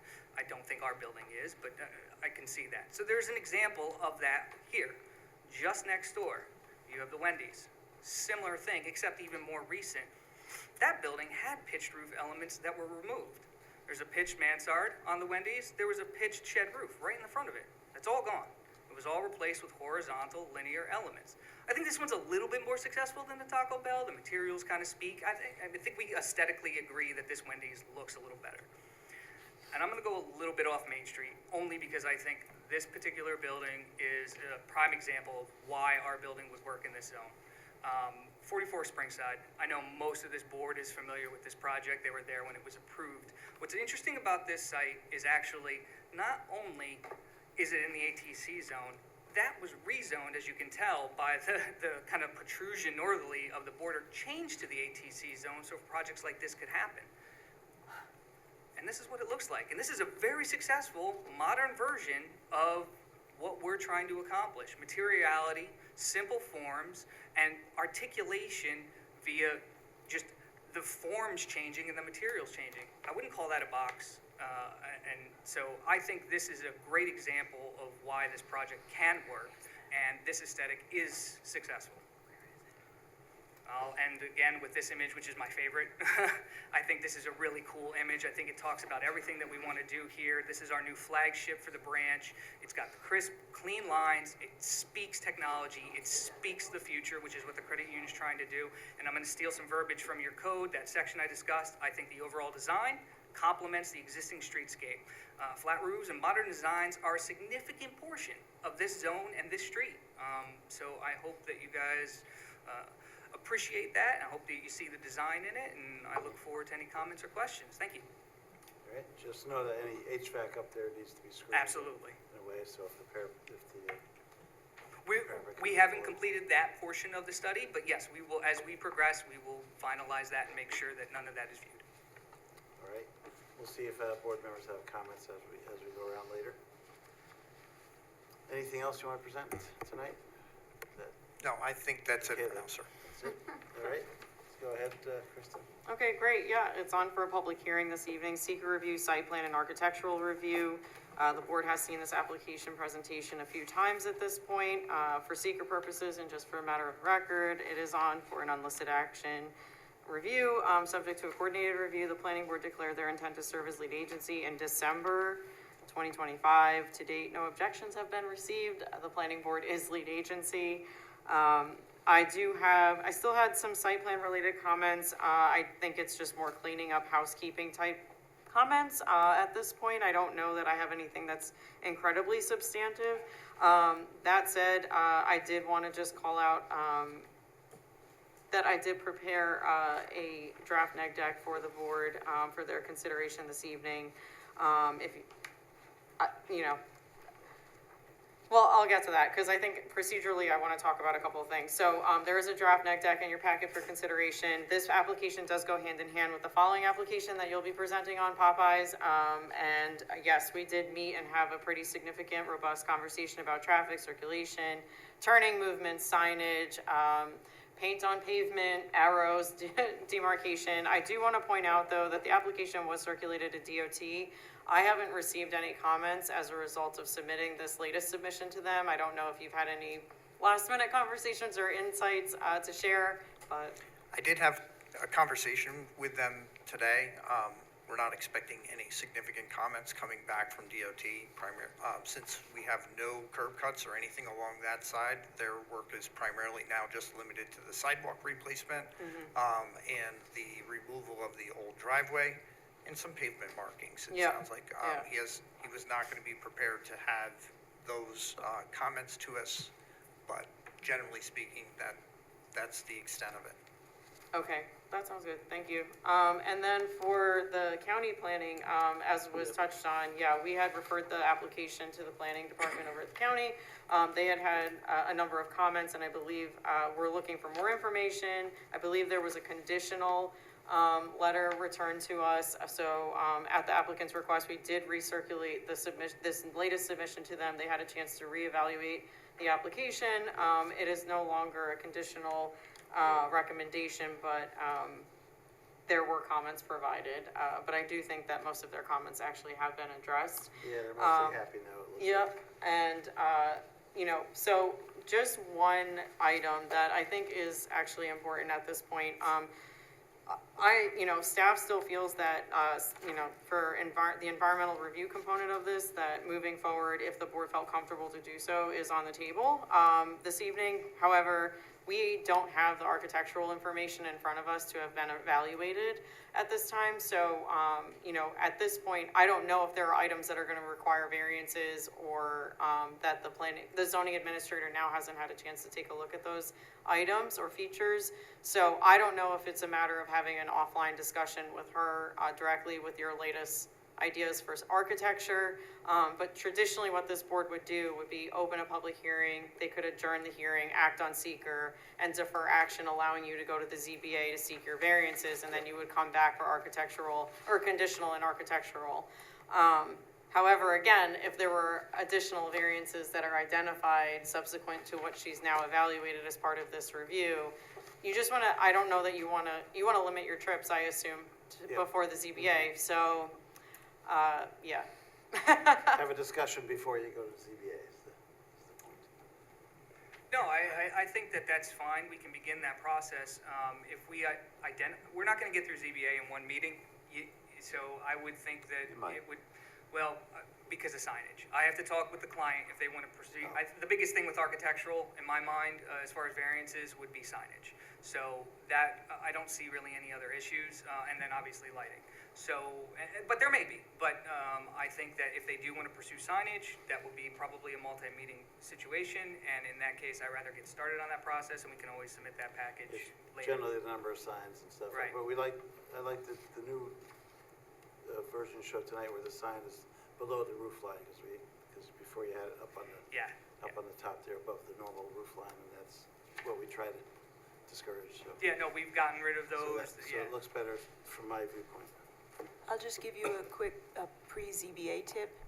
I assume if you're going to request signs that are larger than what's allowed by code, the ZBA will always ask you, and you can save a trip back, for one that's code compliant, one that's in between what you want, and then one that's what you want, so that you provide them with the three alternatives. And again, we may not request anything. We haven't, what's shown on the renderings was ideas internally for the credit union and just to kind of show signage areas. So we're not necessarily proposing all of these locations. It's not finalized yet. Again, I'll speak with the client, and once we have those determinations, they may decide, in speaking with them, just to move forward and let's just do signage per code. So. Yep. But It's usually the most seamless route, and also, we're talking building signage and monument signage. And then there is a variance identified in relation to where that monument sign is currently proposed, so, I wanted to point it out now, since you're before this board having this discussion now, but procedurally for the planning board, there's a possibility that you're leaving with a seeker determination, but then deferring and adjourning on the rest of the application. But then I would highly encourage a conversation with our zoning administrator when you have that signage. Yeah, from a site plan perspective, outside of that site, the signage piece of it, really we need to go and talk about lighting. We are challenged a little bit with lighting with the ATM Safety Act. I feel like we can have that, open and honest discussion there about what we can and can't do. But as it relates to signage, that is something we're going to need to work out with the credit union as they haven't really advanced that piece of this just yet. Sure, yep, and I think taking a temperature of this board on the architecture tonight will help to inform your moving forward, your decision to move forward and how. All right. Thanks, Kristen. Let me check with Andy. Oh, and Mark is on as well. Yep. Yeah, don't forget Mark. Definitely. Yeah, so, mine is pretty short and sweet. Most of our comments have been addressed at this point, especially on the site plan. We're just looking for some notes. You mentioned the lighting, you're aware of that. SWIP is in good shape, so, yeah, that's pretty much it for us. All right, thanks, Andy. All right, Mark, you're on. We have your letter here as well. All right, yep, so Mark Bashar again from JMC. We did review the revised application as was noted and mentioned before the last meeting that the DOT decided to have reconsiderations of that driveway that was on Height Avenue there on 44. So the plan was revised and we did have that in discussion with the team and there's where we discussed the left turn restriction as well. So in consideration, we did look at some available DOT data along the Fairmount Avenue section between the two signalized intersections. Based on that available data, looks like that time period that's being restricted from 12 to 6, Monday through Fridays, is when the busiest time as far as higher volumes occur on that segment of road. So, in consideration of that, as well as the site distance analysis and the queuing analysis, we believe that the left turn restriction is, acceptable. And it was noted during our meeting that we had with DOT that the bank opens at 9. So that's also something to consider. I know it's not mentioned in the packet or something. We did mention also having a directional sign as you leave the branch driveway onto Fairmount Avenue because having a guide sign to direct people to 44 and 55, making a right instead of trying to make the left, because you can easily get to those other routes just by making the right there. So that's shown in the plans there. We did have a comment just to trim some trees related to the turn restriction out of the driveway. It looks like it might be hindered by some existing vegetation, so just trimming up some of the branches in the right-of-way there to allow visibility. Did have some comments on some of the size of the signs. Also, there was a lane use sign that we discussed in our meeting that is missing from the site plans, what's on Fairmount Avenue, to kind of supplement the pavement markings that are being proposed on Fairmount as you reach the Main Street intersection. And that's pretty much it. Again, pretty technical, but I think we've been past the traffic, access discussion part. And we feel like a lot of these comments that we have here in our letter could be addressed as technical items, outside of any, as part of conditions if the board sees fit. Okay, thanks, Mark. Yeah, we did come a long way and move things around, change the flow of the ITMs, got closed off that in the entrance to the arterial and moved the other one back a bit, it looks like. So a lot happened there with traffic to appease it. All right, at this time, I move we open the public hearing. Second. Moved and seconded, all in favor? Aye. Opposed? Motion passes. Anyone in the room wish to comment on credit union? Seeing none, anyone on Zoom wish to comment on the credit union application? Okay, we have one hand. You got that's one been hand? raised. Yeah. Vincentina? Go ahead with your comments. Just have to unmute yourself. There you go.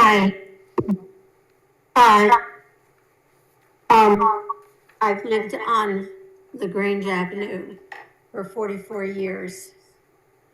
So I'm very familiar with the area and the traffic flow. And I'm glad to see the credit union going in that area. My concern is the traffic flowing out of there onto Fairmount Avenue. And I just listened to Mark's comments about some kind of restrictions, possibly from 12 to 6, about a left-hand turn possibly going in. It's a very congested, short street. Yeah. I go to the dentist on the corner. Right. It's very difficult getting in that little tiny parking lot and then getting out to that narrow passage onto the arterial. Yep. I don't know how you're going to resolve that, if your comments that you've accumulated will resolve that. But not having the exit out of the big parking lot onto 44 and 55, you're going to disband that? I think I understood. I don't know, but I just thought in the back of the parking lot, it's all grass. Isn't there a way that you can build a drive that goes up to the arterial? I don't know. The other thing I'd like to mention is the traffic light is very poor there. It's very slow to change. Other than that, good luck. All right, thank you for your comments. Thank you. You're welcome. I use the same dentist. So there's some, I know the area well. I know the area well. And this, anyone else on this wish to comment?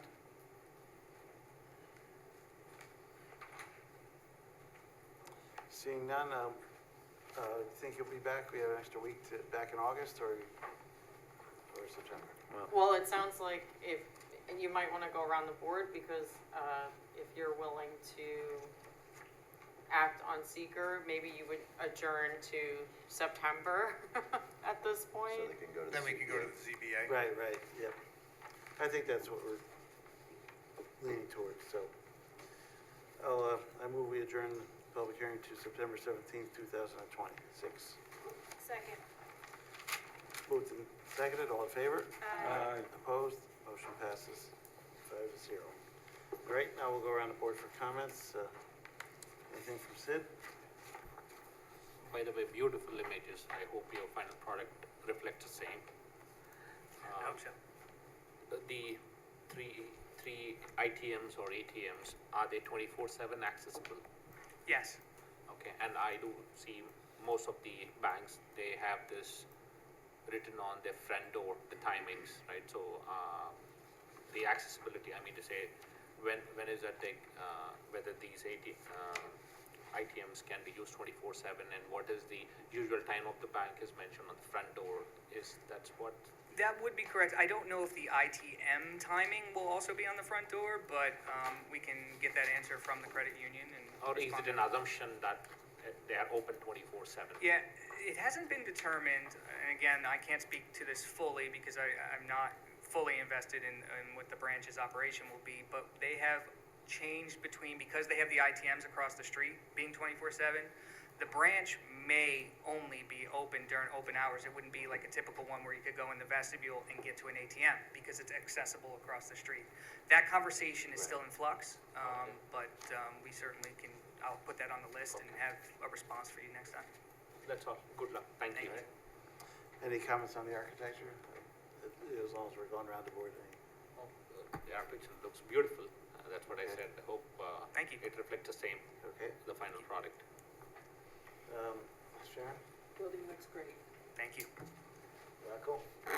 I have primarily architecture comments. I like what you've done with the architecture now, but since you're still working on the mechanicals aspect of it, which may alter the design aspect which you have, I think I'm going to reserve it until we see that. The final, yeah. Because it's, it may level off So- because of how your mechanicals have to work up there. And be screened, right. Yeah, what we have shown right now is close to a 3-foot parapet.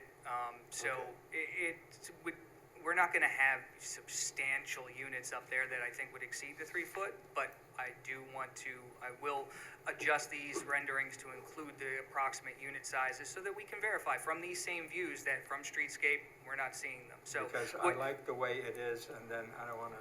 I don't want that level down. Agree to one thing and then have something else show up. Agreed. Because we couldn't do it. Agreed. We will absolutely do that study. That's it. Thanks, Rocco. Nicole? I have comments, but I'm not going to comment. So, yeah. Yeah. Thank you. Traffic, I guess, is the biggest issue. I know, architecture-wise, if you can add some Victorian, no. Everything's going more modern these days in a lot of buildings, so it's a matter of taste sometimes. So some board members are gonna be okay with it, some board members are not. So, we'll go across that bridge when you get the architectural review. But generally, glad you put the hat on that corner there, and that it blends it in a little better. I think it's actually going to be a really great feature because the more I looked at the 3 dimensions, you're going to see that tower from pretty far away. It's going to identify that building pretty predominantly in that corner. Just the wayfinding in the city will be good. It'll be a cool feature. If I might, getting away from architecture, back to the circulation. Sorry, Brandon. But we did have a lot of discussion at that offline meeting with staff and DOT and everything. I don't remember and Mark, maybe you can talk about this too, but we had a conversation with the DOT staff about signal timing at those intersections at the bank there. And I don't recall exactly where the DOT came out on, adjusting signal timing related to potential queuing or anything like that. I don't know if someone could speak to that. I can let Mark speak as well, but based upon that conversation, DOT was of the mindset that the signal timing would not have a significant change over there, but they do have an upcoming project that they know that's happening in that area. But based on what Jason, had said, it did not seem like signal timing he felt was going to make a significant difference there. Mark, you were in the meeting as well, so.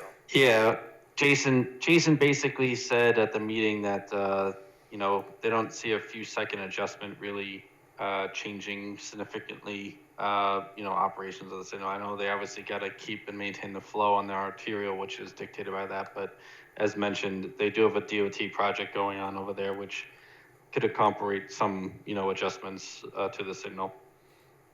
Yeah, because that street is one way in and one way out. The arterial is 3 lanes. I mean, there should be some type of compromise there. That light needs to change. And Both signals are owned by the DOT. Yeah. And I'd say with the left turn out restriction, I think that'll help quite a bit in the busy times of the day to keep everybody going toward Main Street instead, coming out of the, and you can easily go around the block and from wherever you get out. All right, let's move forward to it. Move the planning board hereby determine that the Hudson Valley Credit Union 842 Main Street, 836, 840 Main Street project would not have a significant adverse impact on the environment, and that no environmental impact statement will be required for the reasons set forth in the seeker negative declaration dated July 16, 2026. Second. Moved and seconded for seeker. All in favor? Aye. Opposed? Motion passes 5-0. Move the planning board defer action on this application and direct the applicant to respond to comments of the planning board and those received from town departments and agencies, included but not limited to the following 1 through 13. Second. Moved and seconded. All in favor? Aye. Opposed? Motion passes. You're good to go to the ZBA when you choose and move forward from there. Thank you. Thank you. Thank you. Good luck. Well, they're not going too far. Yeah, Brandon is. I get to leave. Welcome back. Next up is Popeyes. Aloha, Roger Keating from LaBelle Associates. Here tonight on behalf of Popeyes, in conjunction with the application that you just heard. When we were before you last, there was just a minor comments as it related to how the Hudson Valley Credit Union ITM site would leave the access onto the Popeye site and then ultimately out to Main Street. So what we've done is we've added additional signage at the exit point on the Popeye site to restrict the movements and encourage people to take the right out onto Main Street. Outside of that, there's been no additional changes to the site plan, and I'll turn it back over to the planning board for any questions or comments. All right, thanks. Kristen. Okay, this application is also on for a public hearing this evening, seeker review and amended site plan review. It is under review in conjunction with the prior application for Hudson Valley Credit Union. Thereby we classified it unlisted, subject to a coordinated review. Again, planning board declared their intent to serve as lead agency in December 2025. To date, no objections have been received. The planning board is lead agency. So again, amended site plan review. My only remaining comment related to the landscaping at the existing Popeyes, actually not up to the approved site plan and approved landscaping plan from the 2016 approval. So the applicant has acknowledged that they plan to bring that plan into compliance. At this time, staff has drafted a draft neg deck for you to consider this evening. So staff is recommending that you open the public hearing, hear any comments, adjourn the public hearing, potentially act on seeker and defer action with comments. All right, thanks, Kristen. Andy, anything left on this? Same thing with the other one, just minor comments, notes, nothing too serious anymore. All right. And Mark, you've already commented. Do you have anything to add to this? This one, it was just to add a plaque underneath the sign as they exit the drive onto Popeye's driveway there to either have a right turn only or no left turn sign underneath the stop sign that's proposed there. Other than that, I don't have any other comments. All right, thanks, Mark. At this point, I move we open the public hearing. Second. Moved and seconded, all in favor? Aye. Opposed? Motion passes. Anyone wish to comment on Popeyes exit lane? Nobody jumping up in the room, on Zoom? If you're on Zoom, this is the time to comment on the Popeyes application. Seeing none, I move we, let's see, we should probably adjourn at the same time for you. Yeah. Move we adjourn the public hearing to September 17th, 2026. Second. Moved and seconded, all in favor? Aye. Opposed? Motion passes. All right, go around the board for comments. This time, I'll start with Nicole. I don't really have any comments. You just need to get that easement agreement. Yes, not a problem. Talked to council today. With this evening's action taking place, we'll be able to have that agreement to the town and Lisa for consideration. Okay. All right, Rocco? No further comments, thank you. Sharon? Nothing? And Sid? No question. Yep, I've got no additional comments here. It's pretty straightforward.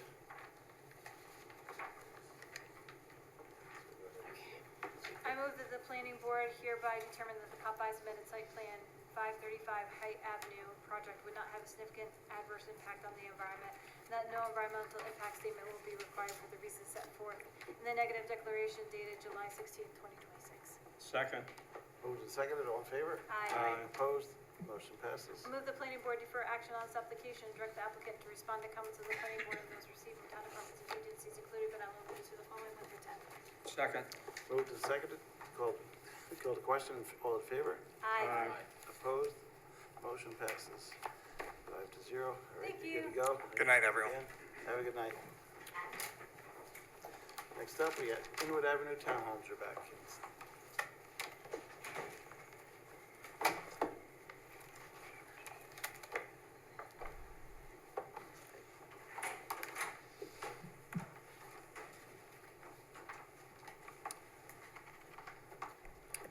Good evening. Welcome back. Welcome back. It's been a while. Yep. Rob Flower, Brody Construction. We're developers on the Inwood project. This is Greg Scromo, our engineer.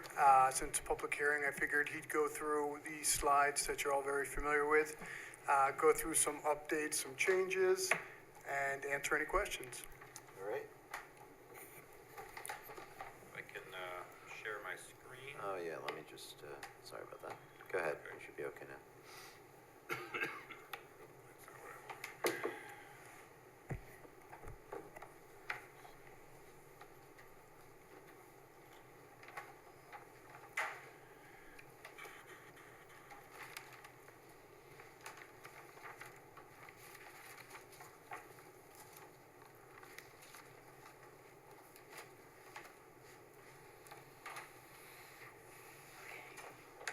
So I was told to keep it kind of brief. Yeah, we have a big agenda tonight. Yeah, I agree. Thanks for hanging in there for a couple hours. So we're back in front of you with the Inwood project, and I'm going to go through kind of a real quick synopsis of the project and then where we've progressed since we were here back in January of 25 when we completed seeker. The project is located adjacent to the old psychiatric facility off of Inwood Ave, and it comprises approximately 33.62 acres. Large portion of it is heavily wooded with some nice mature wooded areas. Other portions have been significantly disturbed. There are some wetlands on the site, which we've kind of we went through all the studies and plans to remediate them and limit the disturbance to very, very minor areas, which I'll show you on a map. The project itself consists of separately owned 2-unit townhouses with a common wall and a property line between them. They're of a nice character, and the communities, designed to be very walkable with sidewalks, common amenities, including a clubhouse that is going to be shared by all the residents, some things like pickleball courts and maybe bocce courts, things like that, and over by the clubhouse. In addition to that, a lot of walking trails through the woods that are going to be preserved. So the project right now is owned, I believe, 2A, which is big lots. And it has some areas that, the project areas, like we see in this map here, the orange, pinkish thing, areas are more steeper slopes. The green areas are wetland areas, and then the rest is topography. So this is part of the study we had to do to come up with a number of lots that would be allowed in the facility, on the site. So the plan is to change it to 2A zoning, which would allow for a typical 20,000 square foot lot. And then in addition to that, we're going with a cluster subdivision so that we can shrink that disturbed area down significantly, maintain open spaces, and preserve some of the nicer areas in the site that have not been disturbed, at least not in this century, probably not in a century and a half or so. So what you see on this plan here, the gray is the areas that are going to be common areas to the property, open area. They're going to remain open, significantly undisturbed. And the reason I say significantly undisturbed is the area to the west is going to have walking trails through it that'll tie into the county trail down below. But other than that, there's some storm areas that are, very nicely planted, and walking trails, and the clubhouse is the little orange dot that you see there. Across from that is where some of the things like the pickleball courts and stuff like that are going to be placed. So since we were here last time and completed seeker, we've completed the contract documents for all three phases. The project will be in three phases. It's over 50 pages of contract documents. So we've designed the entire project, provided it to the town, so the town knows exactly how it'll lay out and what the utilities will look like.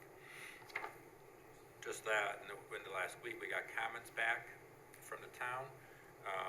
It's quite a few pages, but considering what we've submitted, it's relatively straightforward.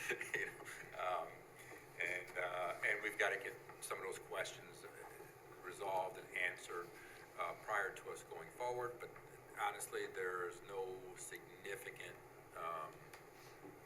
concerns on there. I mean, it's more of some things that might need to be moved a little bit, signage that may need to be added, typical stormwater comments that need to be kind of clarified or addressed. We don't see any key issues there that are significant. Probably the only one that we've got to really try to hammer down is the width of the road. We've got it at 24 feet. Quite frankly, that's a typical wide residential street of this nature where very limited traffic. You are able to, I would never park cars on both sides of this street, but if somebody did park a car on one side, they can get around it relatively easily, especially considering the very low volume of traffic. The fire department had some comments about that. I'm kind of, I think we need to talk to them a little bit about it. I thought we had that all resolved, especially since at each hydrant we are widening the road so that they can pull up to it and still maintain very adequate traffic flow. So we've got a few comments that we've got to get resolved, and other than that, I think we're in pretty good shape. What you see on this plan here is the lighter green are the wetland areas, at least to the east. There's a couple small ones. Those were never accepted by anybody, so those will not need to be protected. What you see here in blue on the western side, that is the walking trail that's going to go through the woods. It's meant to meander around woods, so it may not look exactly like that.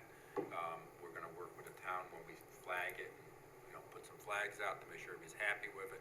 But the goal there is honestly going to be to avoid extremely steep slopes, and to so that we're not cutting trees down to put a walking trail through. And I think that that's very doable, since trees are the ones we want to keep. Anyway, there's scrub trees, but the good trees are big and they're far apart, and it's going to actually make a pretty nice trail. Work around them, yep. The pink lines you see here on this are some of these are sidewalks. There will be sidewalks connecting everything from Inwood Ave to the clubhouse and around both sides of the loop road there. The yellow are the houses. They are all same footprint, but there is some significant difference in as far as, and these are some of the amenities that we had shown on there. But you'll see that these are, this is the clubhouse. A lot of it's geared to be craftsman style for the development. It kind of takes on that theme. This is the clubhouse here. It's a significant size. But then the houses are where you have a first floor master, 2 bedrooms upstairs. So these are basically 3-bedroom homes, 1-car garage, back decks or patios, depending on the grade, that sort of thing. But then the elevations are all, they take on different characters. So the floor plan is the same, but the elevations are significantly different. So they're not going to be, something that, is cookie cutter and right across the whole road. So there's a significant amount of those. We have provided a landscaping plan as far as these drawings go. We have some pictures of the trees, because I'm not a landscape architect, so they do help me out quite a bit, and they tend to help us non-landscape architects out. But it's significantly planted right from day one. As you can see, there's street trees for every house. There's trees for buffered areas. There's significant plantings adjacent to the wetland areas. As we work with wetland consultants, there's barriers. There's some split rail fencing along those areas to kind of make sure people don't encroach on them. Signage to that respect. What you see here is that there's 3 little pink spots on here. That is the extent of the protected wetlands that we are disturbing. We kept it to an absolute minimum, very small. What's not shown on here is that in between those 3 to top north side of the road is an area that's not a wetland, but it's kind of a scrubby, not nice looking area. And in that area, we are going to turn that into a wetland. We're gonna put in a diversion structure that'll pond water back up. It'll turn into wetland. We're gonna plant that, and that's gonna be, not that we're required to do any mitigation, but it will look extremely nice. It's a place that you can sit there and put like bird houses and that sort of thing, so that you can, can attract some wildlife. And right now, it's nothing. It's just a scrub, kind of a crappy area. So as of today, I think we've got some issues that we need to resolve with the town engineers and planners and that sort of thing, and it's going to take us a little bit of time. But I don't see anything major there that can't be resolved. All right, thanks for the overview. Yep. This is yours, Mike? Yep, sure. All right, well, thank you. So as was noted, this was last before the planning board on January 16th, 2025. At that time, the board did issue a negative declaration for seeker purposes and also made a recommendation to the town board on the zoning change. The town board did adopt the zoning change on March 19th of 2025. And so the zoning was changed from the R2A district to R20. The town board also approved the incentive bonuses that were being requested for both open space and for senior housing. So those things were done. The applicant also went to the Zoning Board of Appeals in June of last year and got the variance that they needed from the northern property line. So there's been a lot that's happened in the year and a half since we've seen them here at the planning board. As Greg mentioned, a lot of what's new is detail, right? Obviously, when we got the seeker up to the seeker point, where there was a certain amount of detail, now there's a lot more typical of this type of a project. related to utilities and everything else. And so there are still a lot of comments, but they're mostly technical in nature. You know, there are a few that will have to be discussed and worked through. You mentioned the road width. I think that is one of them. You know, you'll see that Andy has quite a few comments. He'll talk about those. We have a few from JMC as well. Mark is on. And our Carol Knapp from Aspen Environmental, who was our wetlands consultant, also took a look at this. For the most part, they've been working together on this now for quite some time, and she's mostly satisfied, but there's also some cleanup that needs to be taken care of on the plan set. So I think, you know, we're getting close. You know, ideally, you know, in the next time we're here, we'll have most of the big questions taken care of, and it'll be, you know, down to some just nitty gritty, and that's Absolutely. So that's what we're aiming for. Yep. I guess Andy, you want to hit the highlights? Yeah, I won't go through all of it. But like you said, you gave us a lot of material, a lot of information to go through. That's great. That's what we're looking for. That's, like you said, that's the reason for the number of comments, but it's not a bad thing. You know, starting at the top of my letter, looking for some legal documents, you know, because the road will be dedicated, looking for a draft HOA agreement to make sure everything's covered that we think needs to be covered. There will be a performance security that will be required. We'll prepare that plan once things get a little bit further down the road. A lot of our comments had to do with utilities, making sure things are the way that we like to see them, verifying clearances and pipes and stuff like that, catch basins, design, sizing, pipe sizes. Comments on the SWIP had to do with infiltration rates and making sure things are accounted for properly. The width of the road will have, if we decide to widen it, that will obviously affect the SWIP, increasing impervious surface area. But, you know, again, I think based on the size of your pond and other things, I think, you know, we could work that out. And then a number of comments on the engineer's report for the water and sewer. Again, details that, you know, we're just looking for to kind of make sure things are the way that we want them, because, you know, this is offered for dedication, so the town will eventually be owning and operating all of these things. Town standards then for that. So overall, I agree with, you know, that, you know, they're on the right track and we're getting close. With the exception of the clubhouse pump, I think, is what we. Yes, Well, right. The clubhouse pump station will remain private. Yeah. The big one is the only one that That's just a single, Yeah, we don't want, the HOAs can't maintain those big pump stations, they just can't. Right.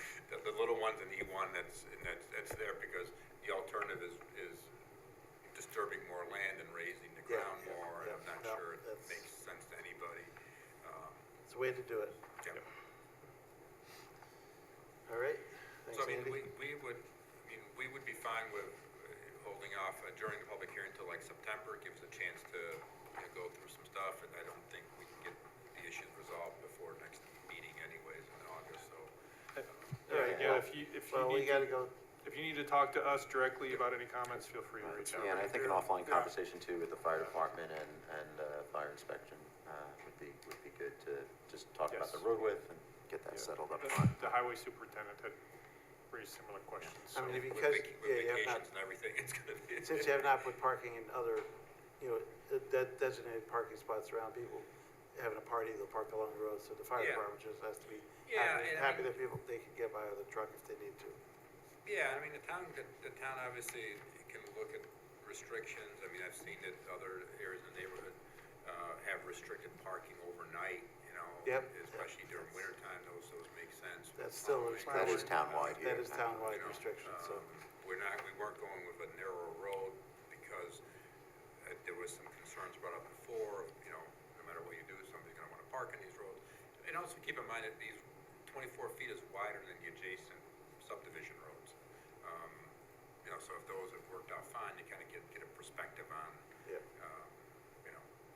All right, can you unshare your screen now? Yeah, we gotta get Mark too. Well, actually, he's showing here. Yeah, Mark, you wanna, You don't have to, Yep. he's in the corner there. No problem. So, yeah, my comment letter was pretty technical. Did have some comments as it relates to the no parking signs. Also looked like there was some signs missing. Just noted them in my letter. Calling out to remove or trim or prune some existing vegetation within site triangles that they shown on their drawings. Had some comments as it relates to some of their details. And then also just, it looks like there needs to be some corrections as it relates to the site distance shown on the Inwood. I just think it just needs to be flipped a little bit as far as the legs of the triangle. All right. Thanks. And as Mike said, Carol wrote a letter as well. She's unable to be here tonight, but she put it in. No, we've already, with the wetland, our consultant, Carol, have already been in contact. Yep. Yeah, they've been speaking. Yeah, I think some of her last thing, A lot. maybe some of the units close to the wetland, a deed restriction or something. Yep. Some plantings. That was it for her. And we did have, let's see, that's it for now, so I'll move, we open the public hearing. Second. Moved and seconded, all in favor? Aye. Opposed? Motion passes. Anyone in the audience wish to comment on this application?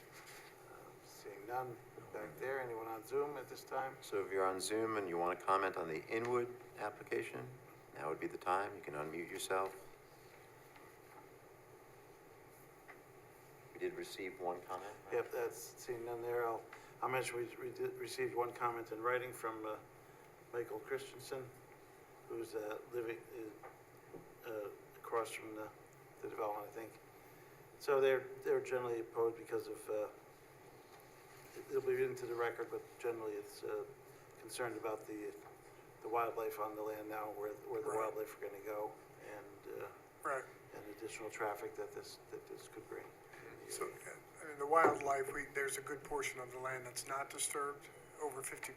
And, you know, it was very eco-friendly the way we designed it. If you guys remember the last one, it was dense and it was very crowded. So that the whole idea behind this last development was open space and a lot of undisturbed land. Yep. So that was. And we did keep a buffer right along Inwood, and we are planting that with native species trees that will, you know, help buffer anything from the rear yards of our homes along Inwood and the residents on Inwood. And that was also the area that where we got the variance, or we got a variance on the north side and a determination that that side did not require that 100-foot separation. But we're still planting it, we're still buffering it best we can in there, and keeping that 25-foot undisturbed strip there so nobody decides to go and plow the yard right out to the road. Okay. Sounds good, okay. Well, that letter's in the record as well. So at this time, I move we adjourn the public hearing to September 17th, 2026. Second. Moved and seconded, all in favor? Aye. Opposed? Motion passes. Let's go around the board for comments. Start with Sharon this time. I have none. Rocco. Let me preface my comments with the fact that I do live in a townhouse community, and I'm still very concerned with the fact that there is no guest parking. I think you've mentioned in the past that people could park where the community center is? Yes. Okay, that's one end, and the road is wider, but you can be assured that all of those households will have 2 cars, and they will probably not keep, they'll keep one in the garage most likely, and one in the driveway maybe, but parked on the road most likely. And then there is also the case where there are a lot of people who will have events at their home, like games. Pinochle has gotten very popular, Mahjong. Also, the pickleball. We have a pickleball court plus a tennis court, and there are a lot of people, not only within the community, but their friends from outside the community who come in to play pickleball. Again, where will they park? Now, with all these cars parked along the road as it gets dedicated to the town, the first responders are comfortable with having to navigate all that? I think that's still in discussion. discussion. That's That's what we're gonna be the talking discussion we have to Okay, have. because I'm still concerned about the fact, because I see we do have guest parking, and when these events take place, which they are staggered luckily, they get filled up pretty quickly. Another thing is that now as part of your HOA, do you have plans to maintain the complex? Yes. Okay, so you'll cut the grass and you'll, okay, No, because I I've got extent to another that example. thinking, but, yeah, I mean, the HOA is gonna maintain significant portions of the property. Correct. Well, And it would also dictate certain things like, you know, rules on what there's you a can and town that can't can do. dictate parking regulations, that sort of thing. The HOA can also do that, you know? Okay, as an example, last week or this week, the beginning of this week, every other year, they seal their driveways. So everybody made sure their cars were out of the garage. Where are you gonna put them? Yep. That type of thing. That's just one example.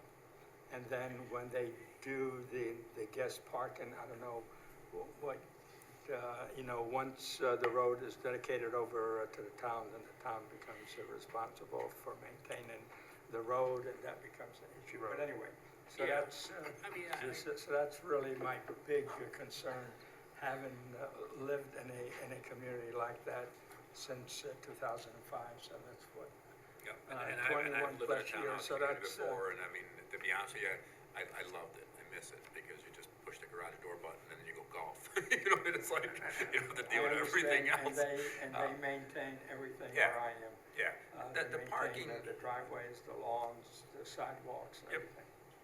yeah, that's, So yeah, I they love said the it. concept, Yep. I'm not against the concept, it's just, you have an issue here. I the width thought of the the issue, roads. to be frank with you, I thought the issue was resolved. We will have parking allowed at the community center for the. That's a long walk. Yeah, I mean, I you think, know, look, I For a think, young person, that's fine, but if you get over, Yep. you get into the more senior population, that Yeah. becomes a healthy walk. Yeah, yeah. let's talk about this offline with Yeah. the Yeah, fire let's. department. Okay. All right, there are code requirements that they cite, and we need to meet the get to code requirements. talk to them. and Exactly, figure we it haven't gone through. Thank you. We'll get it. We did widen the road from where we had it originally, which I think was 22 feet to 24, and then we did bump outs at each hydrant. Right, you said you'll allow parking on one side of the road, is that going to alternate? That's Just, something that's you something know, because, we're open to that There's discussion. going to be houses on both sides of the road, but I agree. Yeah. Talk about That's it a good off, point, you can't, you don't wanna. because we can go back and forth here all night. Grab a cup of coffee someday. All right, Yeah, I'm done, thank you. Nicole?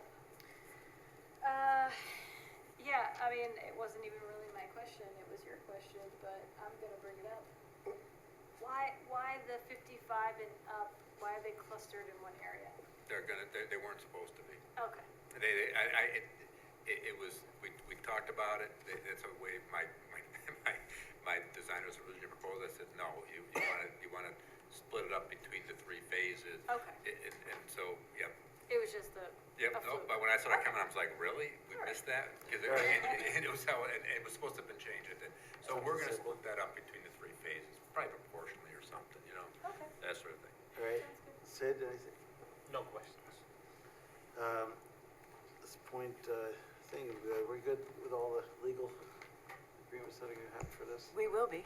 Yeah, I would say definitely not yet. There's a few. That's right, For now, we need, notes on the plans, and then once we get closer to conditional, then we'll work out the details of the agreements. Yeah, we're finalizing the draft HOA stuff, and we'll start getting all that. Yep. to you, and then, There's a lot with it, so, agreements, yeah. okay. Yeah, I look forward to the engineering being over and legal can do their part. Yeah. And last question I had was that you mentioned pickleball. Where are those courts? I didn't see them on the plans.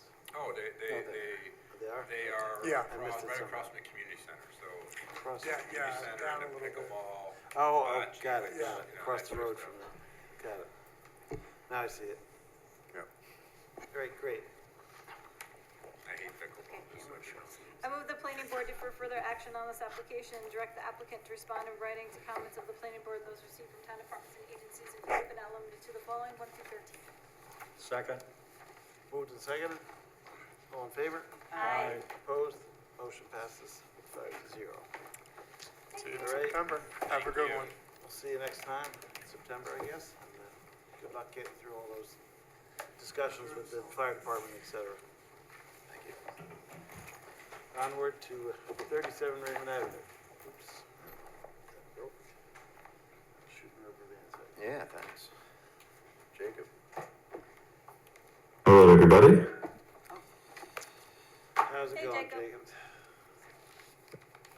It's going well. I appreciate, sorry I'm not there in person, but thanks for letting me present from here. Does this work? Yep, we hear you.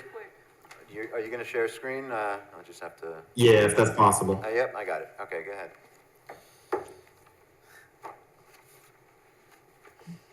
We had a bad experience with the ZBA, what, a month ago, 2 months ago? So I'm just trying to be a little bit more careful.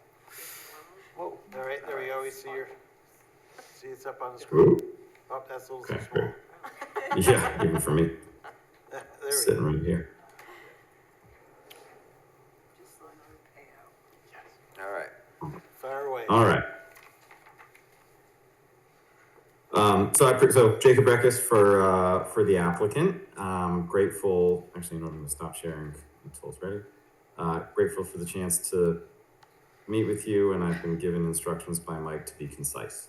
So, what we're proposing to do at 37 Raymond Avenue, as you can see in the application, is to increase the number of housing units along Raymond Avenue, increase the quality of construction at 37 Raymond and along the area, and increase the scope, really branch out from the design of what's happening at the Arlington, and hopefully it will grow. As we talked about before, the idea is if you get a new shirt, you need a new tie. So we've started with the new shirt, and now we're looking to expand that to the property next door. When we originally designed and conceived of the project, we were hoping to be using grant funds through the county, and the project was a 4-unit development.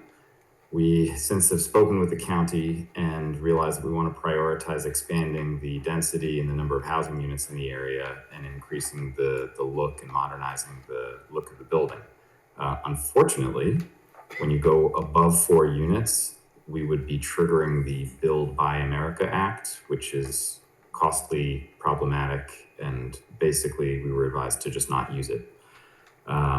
So we're going to have to, the presentation in front of you is for 7 units, and we're going to have to forego the affordable housing grant. We're trying to talk with the county about finding a way to do other affordable housing units somewhere else. We've received the comments. I think my objective for today was to try and get feedback on the design.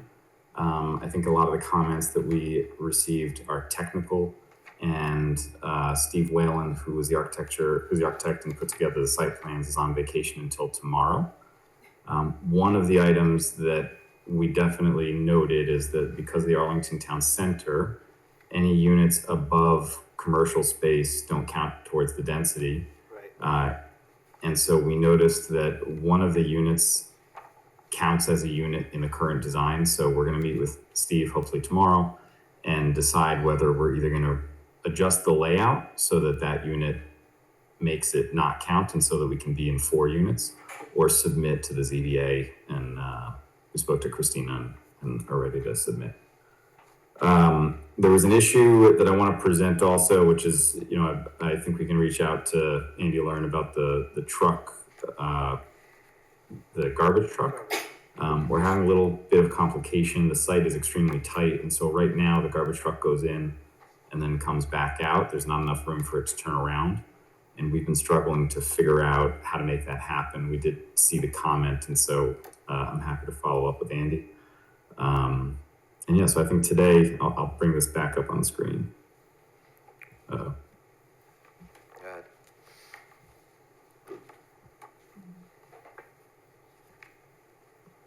ahead. This is the site plan. And I think I'm struggling with the size, but for today, the hope was to get general feedback on the site plan And as I go down here, this is the current structure and what it looks like. It's one story up front and the old doctor's house in the back. It's currently vacant. And what we're hoping to do is to bring a look that makes it feel like it's part of the Arlington, as we mentioned.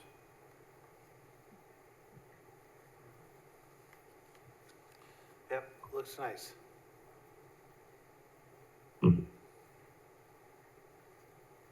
I can't see you guys while this is sharing, so I think I'm gonna stop the share for a second, just so I can see you. All right.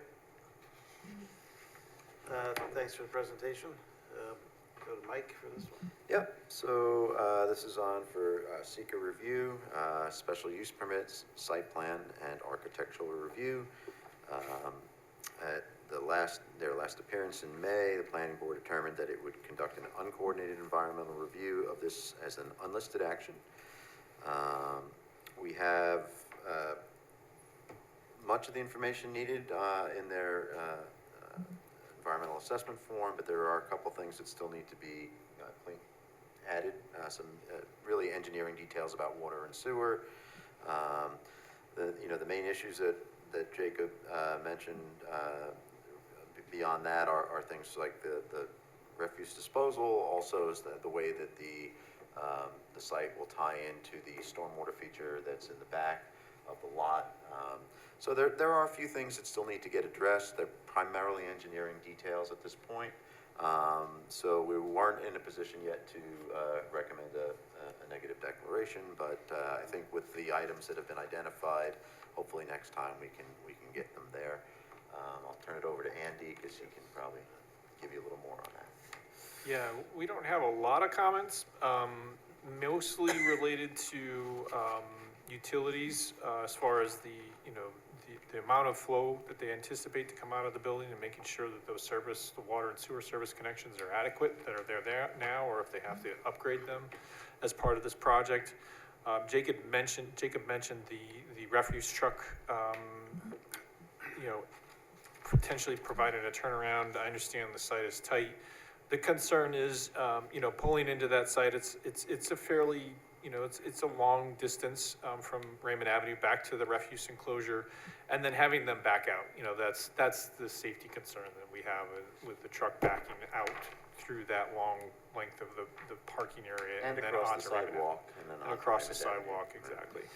But probably the most significant comment that I have is related to that stormwater practice in the back, and making sure that the full extent of what's going to be required to construct that practice is shown on the plans, to make sure that the improvements that are shown, the refuse enclosure and the parking spaces closest to that stormwater practice can actually be constructed, because there is going to be grading.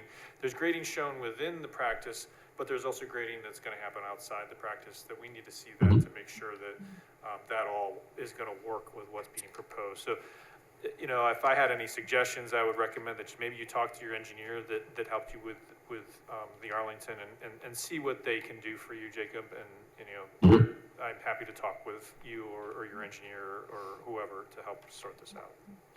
Yeah, I appreciate that. All right, thanks, Andy.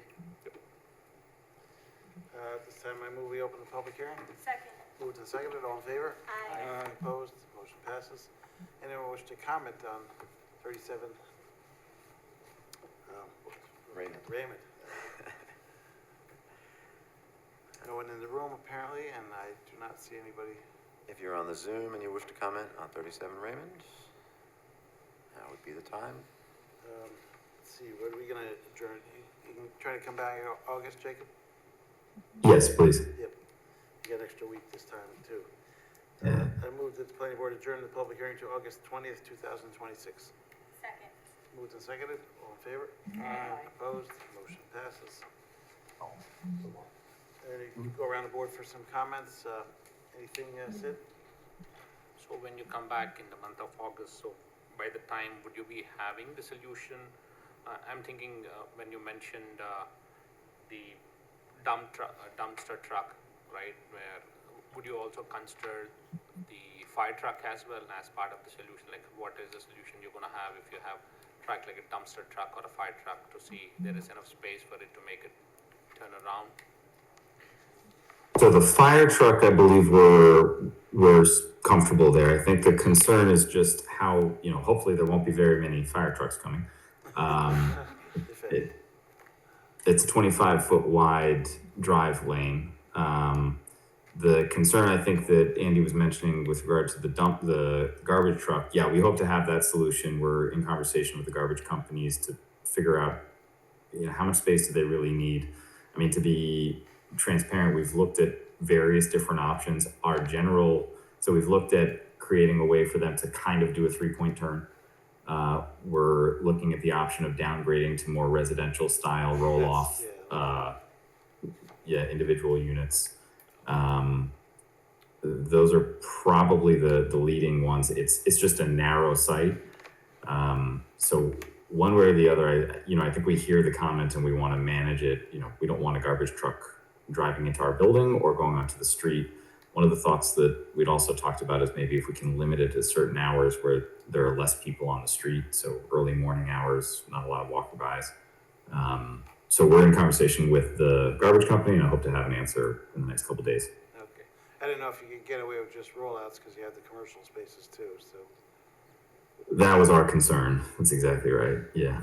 One more question. So in the event of excessive snow, did you guys identify any spot to collect the snow? Yeah, so we have towards the back behind the building on the left, there's a nice area. Okay, sounds good. Thank you. Yeah. Thanks, Sid. Nicole? Sure.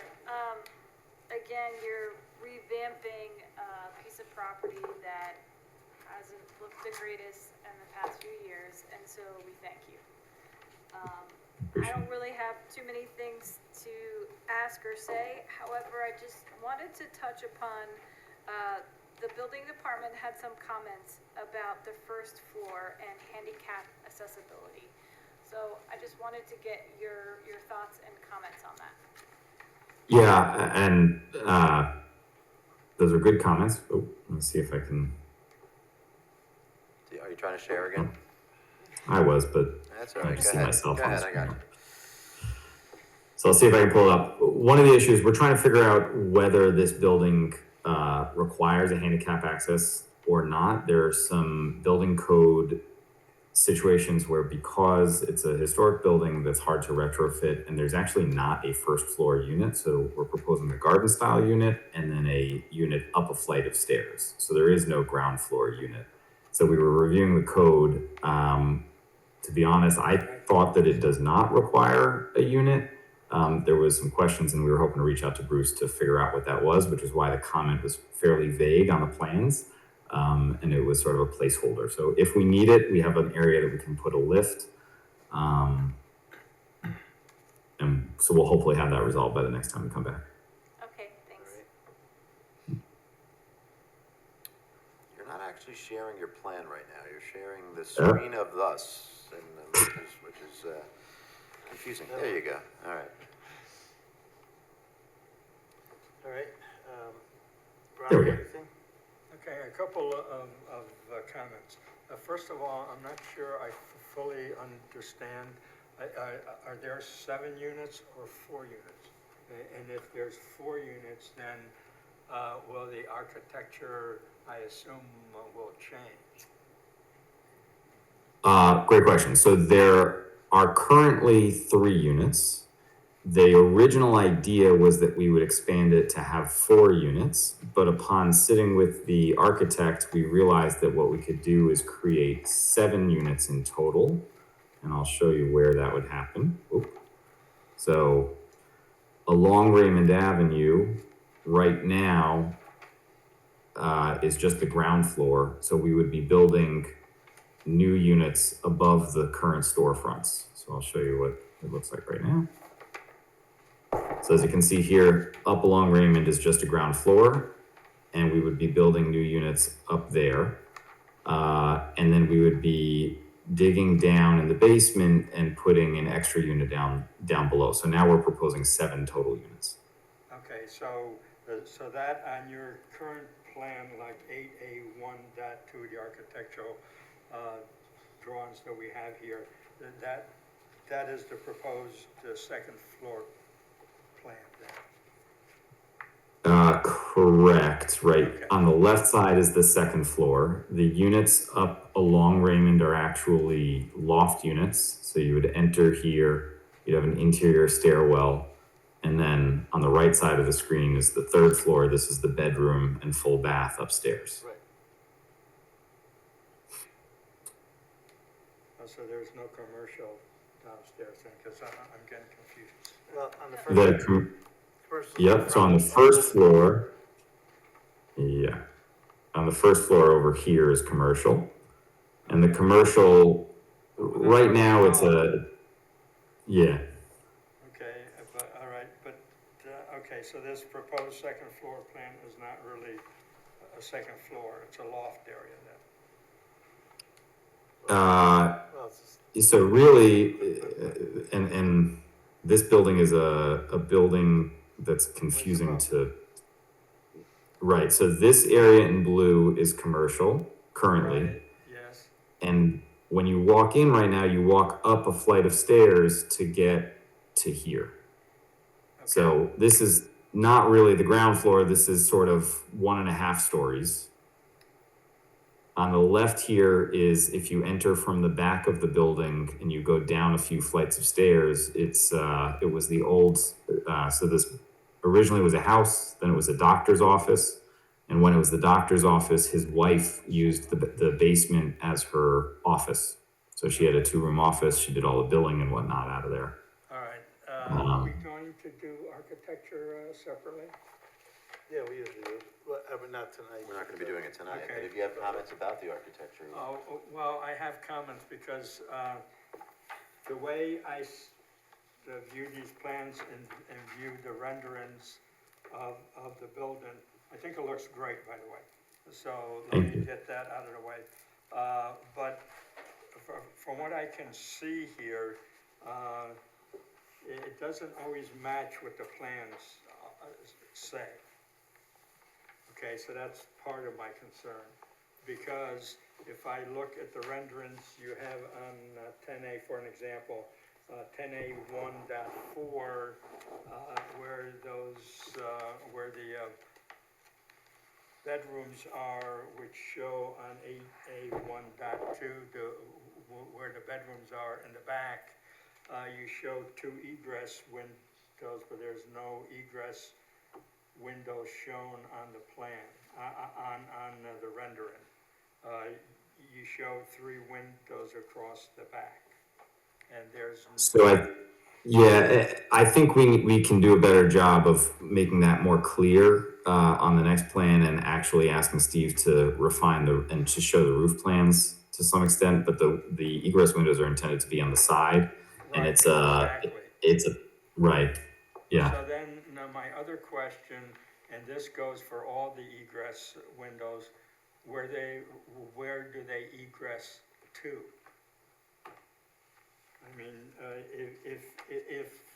if there is an emergency and someone needs to go out those egress windows, are they expected to jump out? Yes, so many consistencies, I guess, that you got to address there. Right. Yeah. Okay, and then also to talk to the architect again, is that on that same page, 10A 1.4, you show a window on what looks like the 3rd floor, proposed 3rd floor plan. I don't know what it really is, but it shows a window in the middle, which I assume would be the egress window, but on A 1.2, it shows it on the right side. So with that with that roof line and the support, it's an egress window where it's really proposed. Yeah, I think you're naming the same stuff that we identify. I think we realize we need to clean up the roof lines and the presentation here. So we're hoping to get that done next week. Okay. I think tonight, that's what I wanted to say is, general feedback is helpful. Yeah, take a look at So all then that on egress the stuff. proposed egress on the proposed third floor plan in the front of the building, the same question, because I assume on the third floor it'd have to be some type of fire escape or something added there, so I think that would change the characteristic of the building somewhat, and I'd like to see what that is before I comment further on what the architecture is. Because right now, your renderings mimic Darlington very nicely, and it looks very good. But I suspect when you add the other aspects to it, what happens to the egress windows, et cetera, it's going to change that a little bit. Also, where are the HVAC units going? I mentioned this the last time the architect was here, and he said that he would add those, but I don't see them anywhere. I think he put those on the side, on the left. Again, this may become a building with a lot of attachments to it. Right. Oops. Yeah, okay, so I'll ask, we'll clarify those on the next round. All right, thank you. Yep. All right, anything, Sharon? Sharon, anything? No, thanks. And did I have anything? Let's see. Not really, I guess the trash AC units was the question as well. So we addressed all of them. We'll look at next time, okay? Okay. I move the planning board defer action on this application and direct the applicant to respond in writing to comments of the planning board and those received from town departments and agencies included but not limited to the following, 1 through 10. Second. Moved and seconded, all in favor? Aye. Opposed? Okay, motion passes 5-0. All right, good luck. Thanks, guys. Thank you. Next up is Poughkeepsie Speedway. Good evening, Ken Casamento from LRC. Hey, Ken. With me is Sean as well tonight. If I could, Mike, just share for a minute. Yeah? Yeah, you're good. Okay. 2 seconds. We're not there. I was thinking of your beach theme. Oh, that looks like There we go. outside the window. It probably does today, unfortunately. Yeah. From our last meeting with the board, we really haven't made a lot of changes to the site. We've just made additions and added some more documentation to the plans based off of our preliminary meeting with the planning board. As you know, the facility itself has been a sports facility for a long time. It has direct access out onto 55. I know one of the questions was, does it have frontage on a highway? It is actually frontage on New York State 55. The easement is for Page Park to actually come over the drive that does the connection where both of our entrances come together onto 55. The site plan, we've added some notes about parking. I do recognize that in both staff and engineer comments, there was some comments about parking itself, and at some point we can get into those a little more. It has operated the way it has for years. There is no delineated parking areas. As you can see from the arrow, it is a commercial gravel area and grass, and that is where they park. There is typically someone there helping direct, and if maybe one of the things that we could do with the board is identify that there will be an attendant to help park vehicles as they do come in, because typically they're pulled in as teams and people will park next to each other and they're there for the same time, so cars will stack in front of each other and maneuver around. It isn't your traditional parking arrangement that you would find in a more typical public parking lot area. So we did, note that the floodway, we are doing no work within the floodway, but we are within the floodplain area. We have been working with Mike McCormick's office, actually, to work with the building department to get the existing buildings into compliance, and we're recently going through getting started on documentation for those buildings for Bruce's office, so that he can have that as well. You know, this being the starter station, the ticket station, and the existing wait station buildings, or sheds, as they were there. So I'll stop sharing now. That's really where we've been. We do know we have some signage to give you. We just wanted a placeholder for the location on the plans. We do not intend to, or we do intend to get to the actual signage, and we'd have to come back and apply that signage to Chrissy for her approval when we actually get to that part of the project. But for now, we don't have the specifics of the sign on language and how it's going to fit on there. We were just making a placeholder before a compliant sign. All right, thanks, Ken. Kristen? Okay, great, thank you. It's on for a public hearing, seeker review, special use permit review, site plan review, and architectural review. For seeker purposes, it's an unlisted action subject to an uncoordinated review. I inherited this project, so bear with me, but I did have a few comments related to seeker. Number 2 is one that I would like to just have the board pay attention to and perhaps discuss with the applicant this evening, so we can potentially put the issue to bed and or request additional information. It relates to the existing use of the site.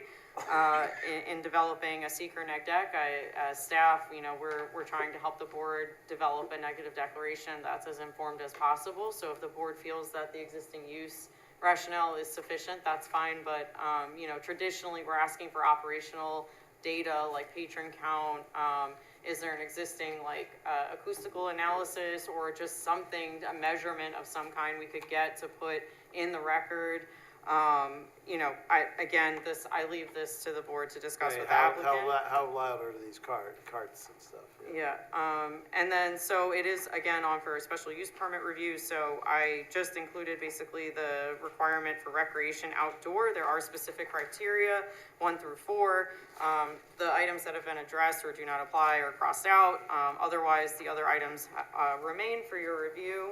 And I did note that, because I did try to get some clarification from the zoning administrator myself regarding the amplifiers and loudspeakers, but just wanting to confirm in writing from her office whether or not variances are required as it relates to the existing use of those technologies on the site.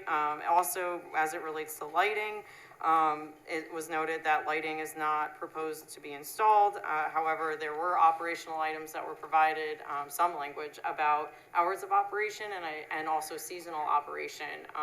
And depending on the time of the year, like April or November, which I think were included in that range, you might need lights towards the end of the day, you know, but maybe your hours actually you're adjusting your hours depending on what month it is. So just looking for some clarification there.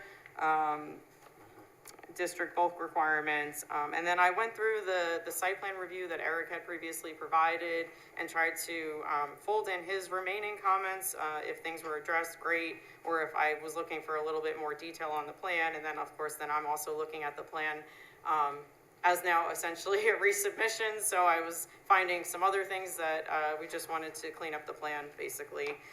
If you had questions or concerns, obviously free to meet and coordinate offline as needed. And I think one of the most notable items, which I don't know if Andy was going to touch on, but as it relates to seeker, I actually had started developing a neg deck draft for this project, and in doing the due diligence of developing that document, had pulled up the spill database, and I know you had provided some of that information in your last submission. And it identifies this property as being part of a spill incident or a remedial site. So I don't know if there's more information. I don't know that we have anything in the record from DEC that states like you're all clear to continue to operate with this use and expand it. And so we were hoping to get something, I think, for the project record addressing that concern. So at this point, staff is recommending that the board would open the public hearing, hear any comments, adjourn the hearing, whether August or September, I'm not sure if you'd be able to turn around a response right away, but the board can discuss that with you, and then defer action with comments. Kristen, can I jump in on some of those real quick Sure. responses, if that's okay? As far as the impacted site, we did provide some secret documentation that it is in fact not on our property. It is on the Page property to the adjoining side of this. So there is no impacted site that I'm aware of that came up on our property itself. That was to the property, what would be to the west of us. Yeah, there. so what's interesting is I plugged in the actual like latitude, longitude lines, and when you do that, it comes up on your property. Yeah, so all of the I'm actively involved in And that I know that the project. parcel lines have changed over the years as well too. So just because the parcel line change doesn't necessarily mean that, you know what I mean? Like, yeah, so I don't know. I leave that to the engineering department. But I just figured I should bring that up at this point. Okay. As far as the sound goes, I mean, we talked about this at the last meeting. Operationally, this has been operating for years and years with no complaints. There's no adjacent residential components to this area. There hasn't been any noise study done, nor was it requested at the last meeting. We kind of talked through and kind of all, I believe, agreed that, you know, historical operations here didn't dictate doing a full-fledged study. There is vegetation to the north, a park to the north, as well as the main highway to the south before the nearest residential development area. As far as the speakers concerned, they have speakers there. They will use them. They're existing. They have been using them for the notification of the next event. It is kind of required to be able to tell the next person up, the next division, so to speak, that is racing. It isn't used for constant communication of announcement during the event itself, like who's winning, who's in first, who's in second, any of that type thing. It's really announcements to the next teller. And as we talked to Chrissy, there was a back and forth email that there was no new plans to make any changes to that. So she said she was going to look at it, and we hadn't heard back on that subject ourselves. Lighting, there is existing lighting there, both in track and 2 posts at the entries to the track and exit. There is no parking lot lighting. There isn't anything like that. That would remain. That lighting is there for the evening flux times like you described in that time. But other than that, that's there. The new track would not be lit as part of this plan, only the oval track that is existing. Can I ask a quick question? I assume that the cars don't have lights and they likely wouldn't have races after dark. Is that a safe assumption? Correct. Typically, they are shutting down right around that time. They don't go into late into the evening. There are people there after the lights go off and the track is over, but they don't race late, as we noted in the times when we resubmitted. Yeah, and again, I only brought those items up because this operation is being sort of legalized with their special use permit, right? So that special use permit requirement for recreation outdoor has 4 criteria. So the 4 criteria I'm talking about just need to be discussed with this board and just give staff clear direction about how you want us to move forward. I don't think it was actually very clear about the acoustical analysis and noise at the last meeting. I think it was sort of like we heard what the applicant had to say. That's great, but then there was no direction given to staff. And also, from Eric's review from the May Planning Board meeting, he does say, he does bring up the development that is across 55. So I assume he was bringing that up as sort of just a reminder to the board about the new housing development that's going on across 55. But again, Yeah, I'm not that's- necessarily saying I disagree with what Ken's saying, but I'm just saying that we need direction in order to move forward accordingly to how the I board mean, feels. that's been there for decades too, and I don't, if they haven't had complaints, but, they're updating it to new, to have newer units there. Cool. So, Shady Brook. my spiel was done, but I know you had comments as well. All right. Thanks, Kristen. Mm-hmm. Let's, see what Andy has to say. Sure. So as far as the potentially contaminated area, happy to work with Ken to kind of sort that out and figure out, you know, the exact location of where that spill database is indicating and try to sort that out. A lot of our comments had to do with parking. You know, I think, you know, we're looking at this as kind of a, you know, what we would normally expect on a site plan, you know, with paved parking and striping and stuff like that. I realize this is a kind of a different situation, which Ken is kind of is describing. I do think, and it's up to the board, but I do think that if there's a note on the plan that there's an attendant there to help kind of keep things organized and keep travel ways and maneuvering aisles open for, you know, people to get in and out, make sure nobody gets blocked in, make sure emergency services can come and go. I think that could be a good option, because I don't think we want them to go pave this. That would be a, you know, that would be a huge change. He has marked on the plans, here's where trailers will be, here's, you know, Right, different right. sections. So I think that's an option if the board is open to that. You know, the other thing that I'll point out is that they do show a food truck, and I'm, you know, curious about, you know, pedestrian access to the food truck, make sure that the pedestrians aren't gonna be getting in the way of trucks and vehicles coming and going. And, you know, if there's gonna be a seating area, you know, picnic tables or something like that, like where people go with the food that they get from the truck, so. You know, I completely agree with the location of the food truck, relative to the access aisle, and we'll adjust that to make sure that there's some clearance around that, where the vehicles typically do come in. There is no intended area to sit. Most of the people here are patrons that are in their race teams and whatnot, so they'll come from their team, grab their food and go back to their cars or go back to the bleacher if they happen to be sitting in the small section of bleachers that are there. But most people do sit in camp chairs and things like that and eat there by their cars. All right, Okay. That's it for now. that answers that a little bit, All right, at this point, I move, we open the public hearing. Second. Moved and seconded, all in favor? Aye. Opposed, motion passes. Anyone who wishes to comment on this application? Nobody in the room? Anyone on Zoom? For the Speedway application? When do you want to come back, Mark? August, we'll be submitting for the next meeting because they need to try to get open by September. You got an extra month, extra week for August anyway. All right? Yes. I move we adjourn the public hearing to August 20th, 2026. Second.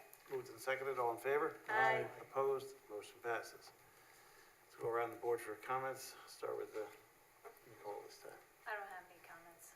Rocco? No further comments, thank you. Sarah? One question. Is there room for a second track? Or what's happening with the first racetrack? Or did I read this wrong? They're adding a section onto it so you could have a bigger track if need be. But it will be just one track It'll then? just be, yeah. It'll function as one track. If you're doing a road course, it'll function as one track. If it's doing an oval course, it'll only be an oval course. The road track component the smaller track will never run on its own at the same time that the oval course is running. Okay, got There'll it. be only one. Yeah, it just extends the other one, so it's not Okay. two separate races going on or something, yep. All right, Sid, anything? So which part of the year is this race track open? Any specific months, or is it open? April through November, the latest. Okay.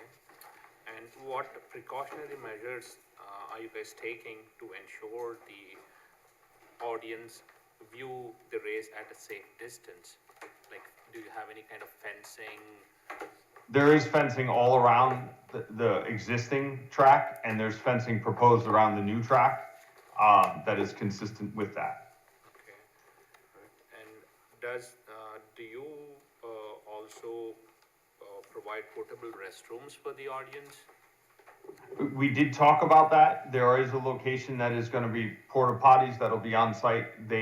We talked with Bruce's office, as part of the floodplain administrator. They would be anchored to the ground just in case there's a flood, and they are removed at the end of the season. It's too expensive to bring them for each weekend, but they are maintained, for the event, and then they'll be, brought on and off for the season. So they're only there from April through November. That's all I had, thank you. All right, thanks. Thanks, Sid. Some good comments there. I think we discussed most everything. I'm satisfied with the fact that the noise is existent. That way, you're not doing a doubling of the big expansion of the races, you're just expanding the track, right? Correct. So I think, from that perspective, we'll go for seeker. And the lighting you've already discussed as the sound system also you've mentioned is just not blow-by-blow announcements. What was the other issue you had? We were just gonna confirm with the zoning administrator about the amplifier, the existing speaker, and then just bulk requirement confirmation, and review by the zoning administrator as well, because there was some back and forth internally between planning and zoning also, and I still think there's some confusion there, but, and then there was also, property shall have access to a state or county road, so then, the sub-bullet to that is the applicant to confirm with planning board attorney that the site access easement permissions address this item. So did you receive? I'm comfortable with what Ken said tonight, that the easement is for Page Park over, and this lot actually does have frontage, so we're good. Okay, great. All right. And then the only other thing I would ask for, just as a matter of record, but also it would help the neg deck, if you could just provide any kind of data on like operations, like number of events you would hold in a weekend, or just number of people that might attend. I'm sure they have some idea.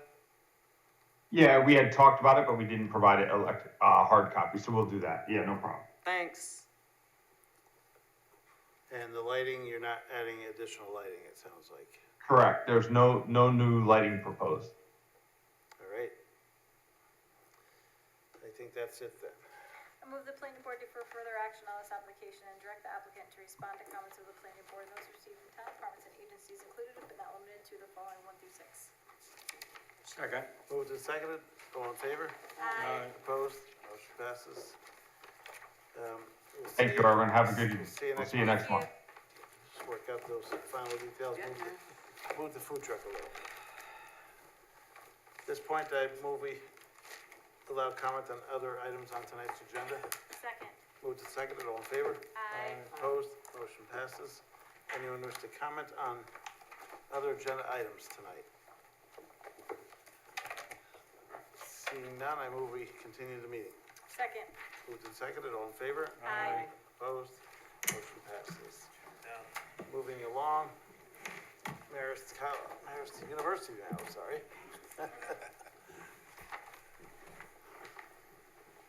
Make a few new dorms and suddenly you're a university. That's right.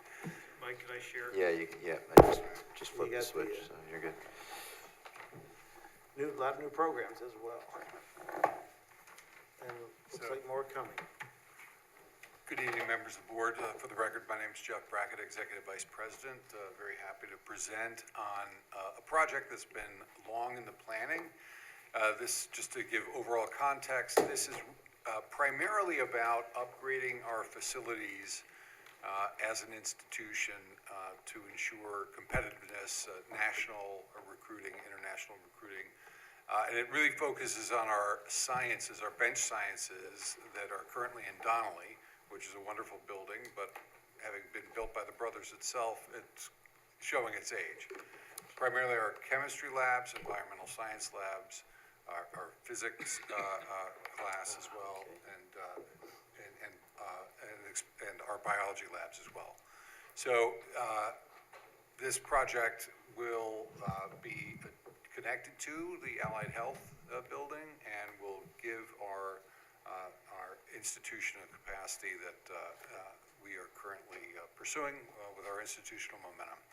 With me is Justin Butwell and John Andrews, and I'm going to hand it over to them to go over the particulars. Yeah, so I had one rendering, asked to keep it short, so it's going to be short. That's the... Yeah, sorry, it's late, guys. Thank you. We have a long agenda. So, it's a typical look of a new Maris building, stone, glass, zinc roof, pitched zinc roof. It'll be a 4-story building, including 1 grade below grade. It'll be approximately 100,000 gross square feet. And as Jeff said, connected to the existing Allied Health building at Beck Place. It'll include space for their new nursing program and additional physician assistant program students, and the relocation of the programs Jeff mentioned from Donnelly. And the project includes new parking and sidewalk configurations. Let's see if I can move to the next slide.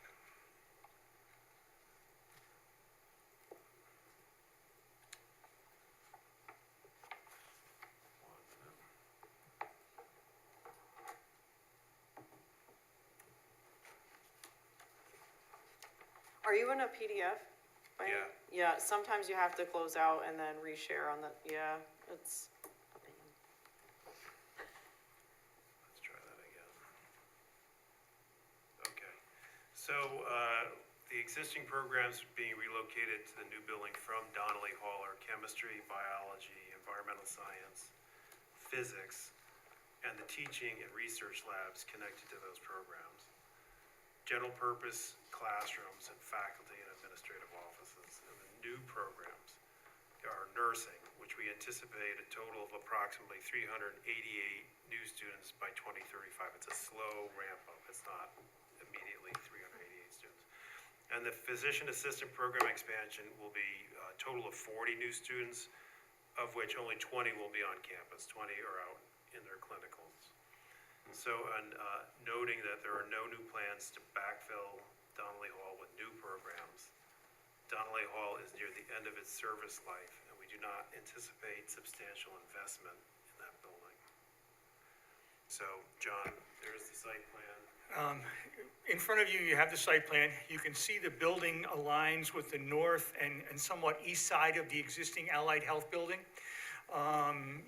There is going to be, it's going to have a partial basement and then a certain portion with only 1 floor. There is going to be basically 2 entries. You see the main entry directly off Beck Place, and then slightly to the south, there's going to be a courtyard entry into basically a 2-story atrium.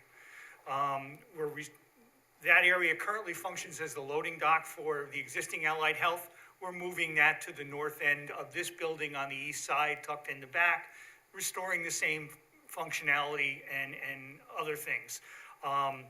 We have been working with both the fire district, and we took comments here. The drawing that you have here is an advancement on what you got in your first set. It does show where we've been working with the fire district to provide them access along the entire north side of the building. And we've actually widened the main access point to allow the fire district to enter into the courtyard and perhaps even get to the small courtyard area. But it is pretty much a duplication, if you will, of what's going on at Allied Health, and there will be communication among the various levels as you go up. So, we are working with Consigli, our construction manager. They provided us with a preliminary site logistics plan. I thought I would share that to show you the impact in construction. We are clearly going to lose some parking spaces during construction, and after. You can see that, but we did retain some up here. We made sure that we kept some in the inventory. So to kind of hit the greatest hits we saw in your comments, parking, we're working with town staff to demonstrate that by activating unused parking spaces on Marrowstone properties, our current inventory of parking spaces will not be reduced during construction and will actually increase after construction is complete. We are reviewing policies for the issuance of parking passes. The rail trail connection, in planning the design of this building, we accommodated appropriate connections to the future rail trail. This connection can be implemented without significant modifications to our submitted site plan. And to note that the building is very good looking on all sides. There's no back of the building, so if and when the rail trail is constructed, the building will look as the rendering was of the front as well. It's going to be a nice looking building on all sides. We'll continue to collaborate with Dutchess County Engineering and Parks Departments to plan for that eventual connection as they go to build that. And then lot mergers and anticipated zoning variances. We are actively pursuing a merger of the 4 lots that were included in our site plan submission. And we anticipate the need for ZBA variances for front and rear setbacks and a height variance. And John, you have more? Yeah, just a couple of comments. We did receive comments from staff. We did receive comments from your traffic engineer. We did receive comments from Andy. We have reviewed them. There was nothing there that was unanticipated, and we are in the process of attempting to address them. For a change, we don't have many SWIP issues. Most of it's pretty pictures. So we are working on that. This is going to borrow much the same elements as we use elsewhere on campus. There is going to be a green roof. There is going to be bioretention areas, well planted and well landscaped. Everything is going to try to mimic what we already exist. But I do acknowledge for us, this was a big set of comments and a lot of us choked, but after we got through them, there's not many there that are unanswerable or easily addressed. All right. Good to hear. And we look forward to hear your comments today so we can address what you're thinking. Right, Kristen? Okay, great, thank you, that was perfect. It's on for seeker review and site plan review. For seeker purposes, it's an unlisted action subject to a coordinated review. So this evening, staff recommend that the planning board circulate their intent to be lead agency to interested and involved agencies. That said, staff do understand that you've provided a full EAF Part 1. I did have a couple of comments where there were no responses provided. I don't know if it's possible to get a hold of that revised EAF sooner than later so we can circulate out the new EAF with. I can probably, if I can't get it to you tomorrow, I'll get it to you Monday morning. Okay, yeah. That works. All right. I'm looking at you. Yeah, no, that's great, thank you. And then this type of application, there's always substantial, well, I wouldn't say even substantial, but just substantial amount of comments. I wanted to call out at this point, specific code language regarding signage for the application, but also a lot of the, like number 18, it's a very lengthy comment, but really it's just me cutting and pasting in the institutional zoning district design standards. I like to do this for the board so that as the project evolves or it's under review, we're able to cross things off and say, yep, this has been addressed, or it's not being addressed, but we're seeking a variance, or however it unfolds.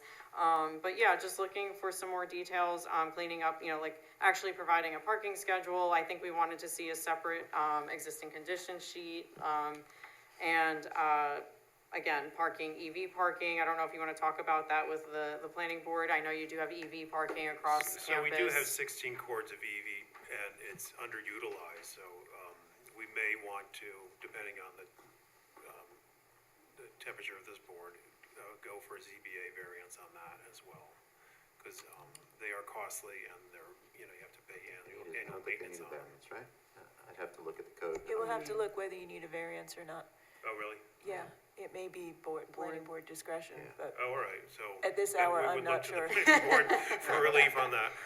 And we can provide a drawing that shows them. They are scattered throughout campus, but they are, as Mr. Butwell indicated, they are underutilized. So, and since we weren't really changing this parking lot, we're just kind of shrinking it a little bit. We didn't think it would be appropriate to add new spaces here because there's 4 down at Steel Plant, which is right down the street.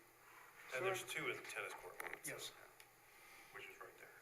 All right. And then, yeah, so just comments such as, you know, confirming like emergency vehicle size apparatus, you know, the refuse hauler, circulation plans.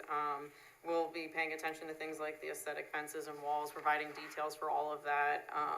But yeah, pretty standard for a first wave of review. And so at this point, staff is recommending that the planning board would adopt a secret lead agency intent resolution and defer action with comments. I did also, just for the record, wanted to point out that Dutchess County Planning did receive your submission and already responded with a matter of local concern, so no additional comments from them. I think I'd be remiss in saying that there wasn't substantive effort put in about traffic and circulation and speed study analysis, and counts were done before campus was let out in May. And Mark did review and has been working very closely with Maris traffic consultant so to date as we've been reviewing the project. Yeah, he's still online here to Yeah. weigh in. All right. Thanks, Kristen. Andy, you wanna? Yeah, take a whack at it first you know, here? like Kristen said, typical, you know, try to get as much stuff out in our initial comment letter as possible, so there's typically a lot of stuff in there. We hopefully narrow them down as we go. Not a lot, like you said, not like John said, not a lot of comments on the stormwater. That's the advantage of building a building on a parking lot. Not a lot of change to impervious surfaces. You know, a lot of your drainage is going to the former, you know, railroad right of way, which is now county owned. So we want to make sure that we're coordinating closely with the DPW, you know, the county DPW, because we have run into issues on other projects that are joining that, you know, we just want to keep them involved and make sure they don't have any issues there. We actually already had a preliminary conversation with your environmental engineer. I understand there's been some potentially contaminated soils in the vicinity of the building, and you're gonna have to do some dewatering or potentially do some dewatering. So we had some conversations with them about, you know, potential treatment of that if necessary and how that's gonna be handled. So we'll keep talking to them, work through it. I think we have a pretty good plan, you know, going forward and how we're gonna deal with that, so. And we've continued to expand upon that, and our next submittal will address most of that. We've brought the CM on board, so we have a handle on it. And just for the record, it is very low level, and it's in limited areas, so we think we can reasonably accommodate it without too much difficulty. That's great. That's very good. One other thing I'll mention is the acid neutralization system. There's an existing acid neutralization system on the existing building. Back when the building was first started, we were getting some monitoring reports on that, and that's kind of faded away, so we want to try to get that going again. And there were some issues with it initially, and hopefully I'm assuming that it's working well and monitoring is operating properly. So with this new system, I assume it's similar to what you have now. We're just waiting for the final details, but it is going to be similar. Yeah. That's the best way, I guess, to do it is with a calcium Yeah, I think that's rock. So, right. but we're waiting for additional details on that, but we will get on those monitoring reports, because I thought they were filed on a regular basis with you. Yeah, no, I haven't seen them in a while, but unless they're going directly to the sewer department, which is possible, but. We'll get them. And then I guess the last thing, and the OPRHP determination, I understand you have one from previous, like a while ago. I don't imagine anything has changed, but, you know, if we can kind of get some verification that that's still valid. I saw that, and we've gone through this before on this campus, and we will reach out to them and see if we can't get something updated, because it's the same area of probable effect for actually two previous projects. So, but we will make an effort to get that resolved. If we could get Not an something issue. with a more current date, that would be Yep. great, so. Not a problem. And Call that's- before you dig, whatever. Right, that's pretty much it for me now. All right, thanks. And can you unshare your screen? We have our traffic consultant, Yep. Mark, is on. I'm here. How you doing? Hey, Good. Mark. Hello. So yes, we did review the submission. As mentioned, we tried to get as many comments in, or at least for an initial submission, to let everyone know what's going on. So there was a traffic study that was provided, parking policy that we did review, than the site plans as well. So in the traffic study, as Kristen had mentioned, they did do, we did have early discussions with them to make sure that we coordinated with the traffic study scope, so that counts were done while schools were still in session. We also did have a meeting with DOT involved in that earlier discussions as well. So they also did look at accidents, they looked at speeds along Fulton. We did ask that consideration be given for additional speed mitigations for traffic coming down the hill on Fulton near the 51 Fulton crosswalk, just because there's going to be anticipated more usage of that crosswalk for this building because additional parking is being to be utilized at the 51, 57 Fulton parking lot locations. They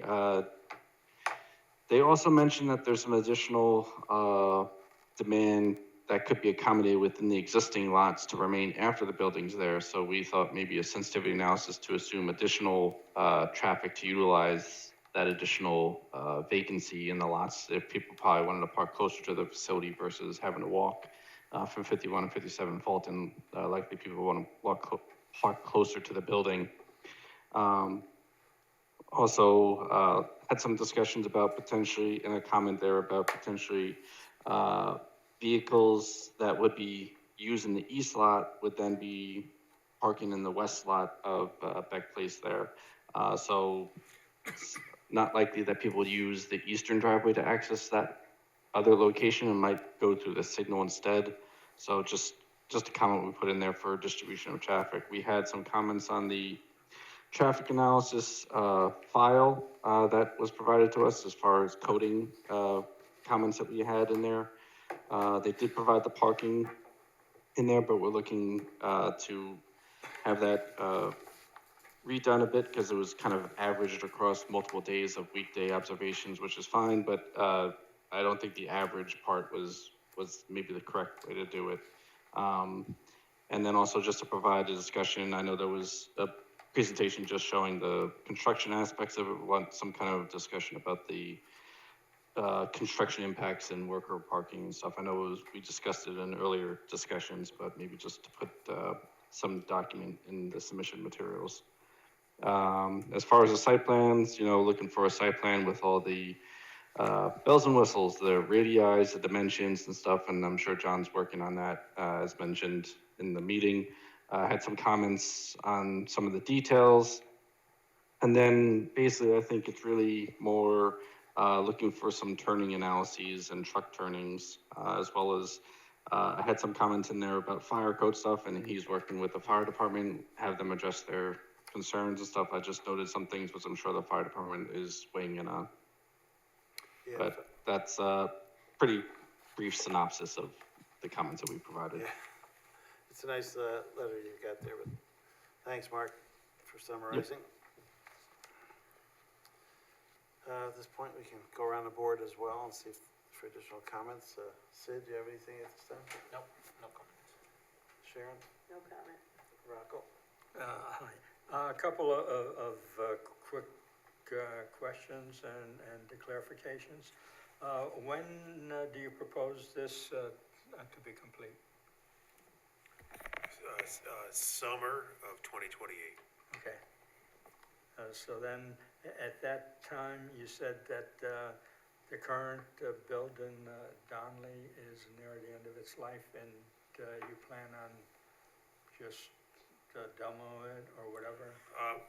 You want to answer? Yeah. Donnelly just serves as general administrative space, for the university. So it's there's no specific new program development that's going to go in there. It'll just fill other uses that are needed.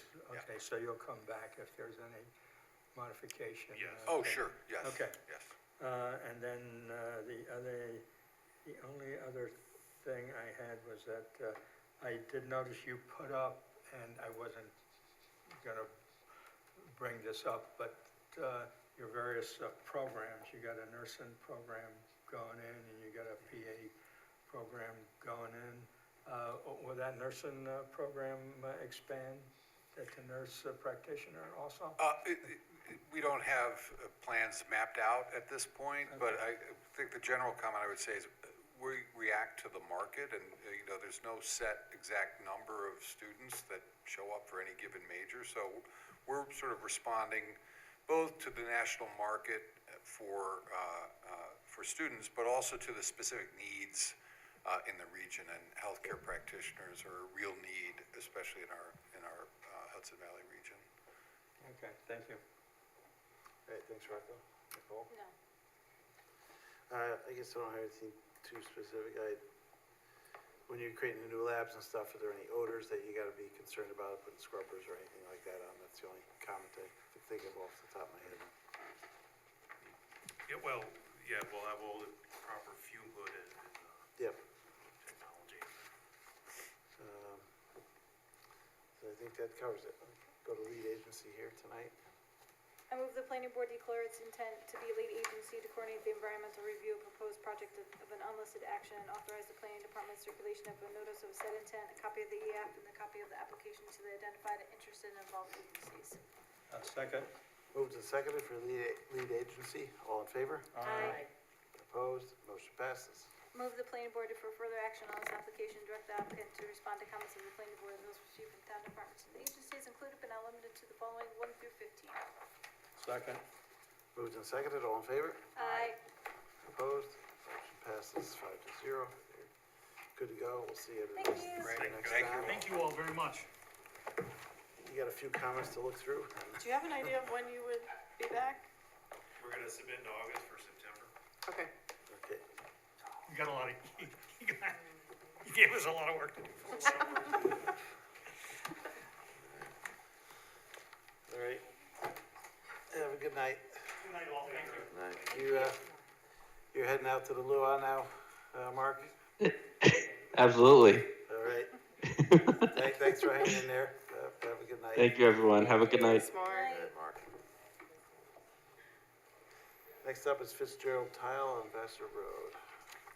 Come on down. Thanks for waiting through this. Busy meeting tonight. Good evening. Michael Berta, architect for the applicant. So, as anybody from the area knows Fitzgerald Tile well, they've been in business for a long time. They're in this discussions to sell the building and doing diligence with the town. They ran up to a number of violations that have been on the building. So we're working to clarify and to rectify some of the violations on there. Most of them pertain to the building itself. There's the storage shed structure that's on the side that was constructed without a permit or without planning board approval. That actually is scheduled to be torn down next week. There's a permit that's been issued already for that. Looks in some sad shape anyway. Yeah. So, and then there was a portion in the back of the building that was converted to storage space. So we're working on, I'm gonna meet with Bruce next week to work on getting those violations. And then because the storage area was, it's in bad shape, they need storage space, so that's why we're proposing to replace the building with a new structure.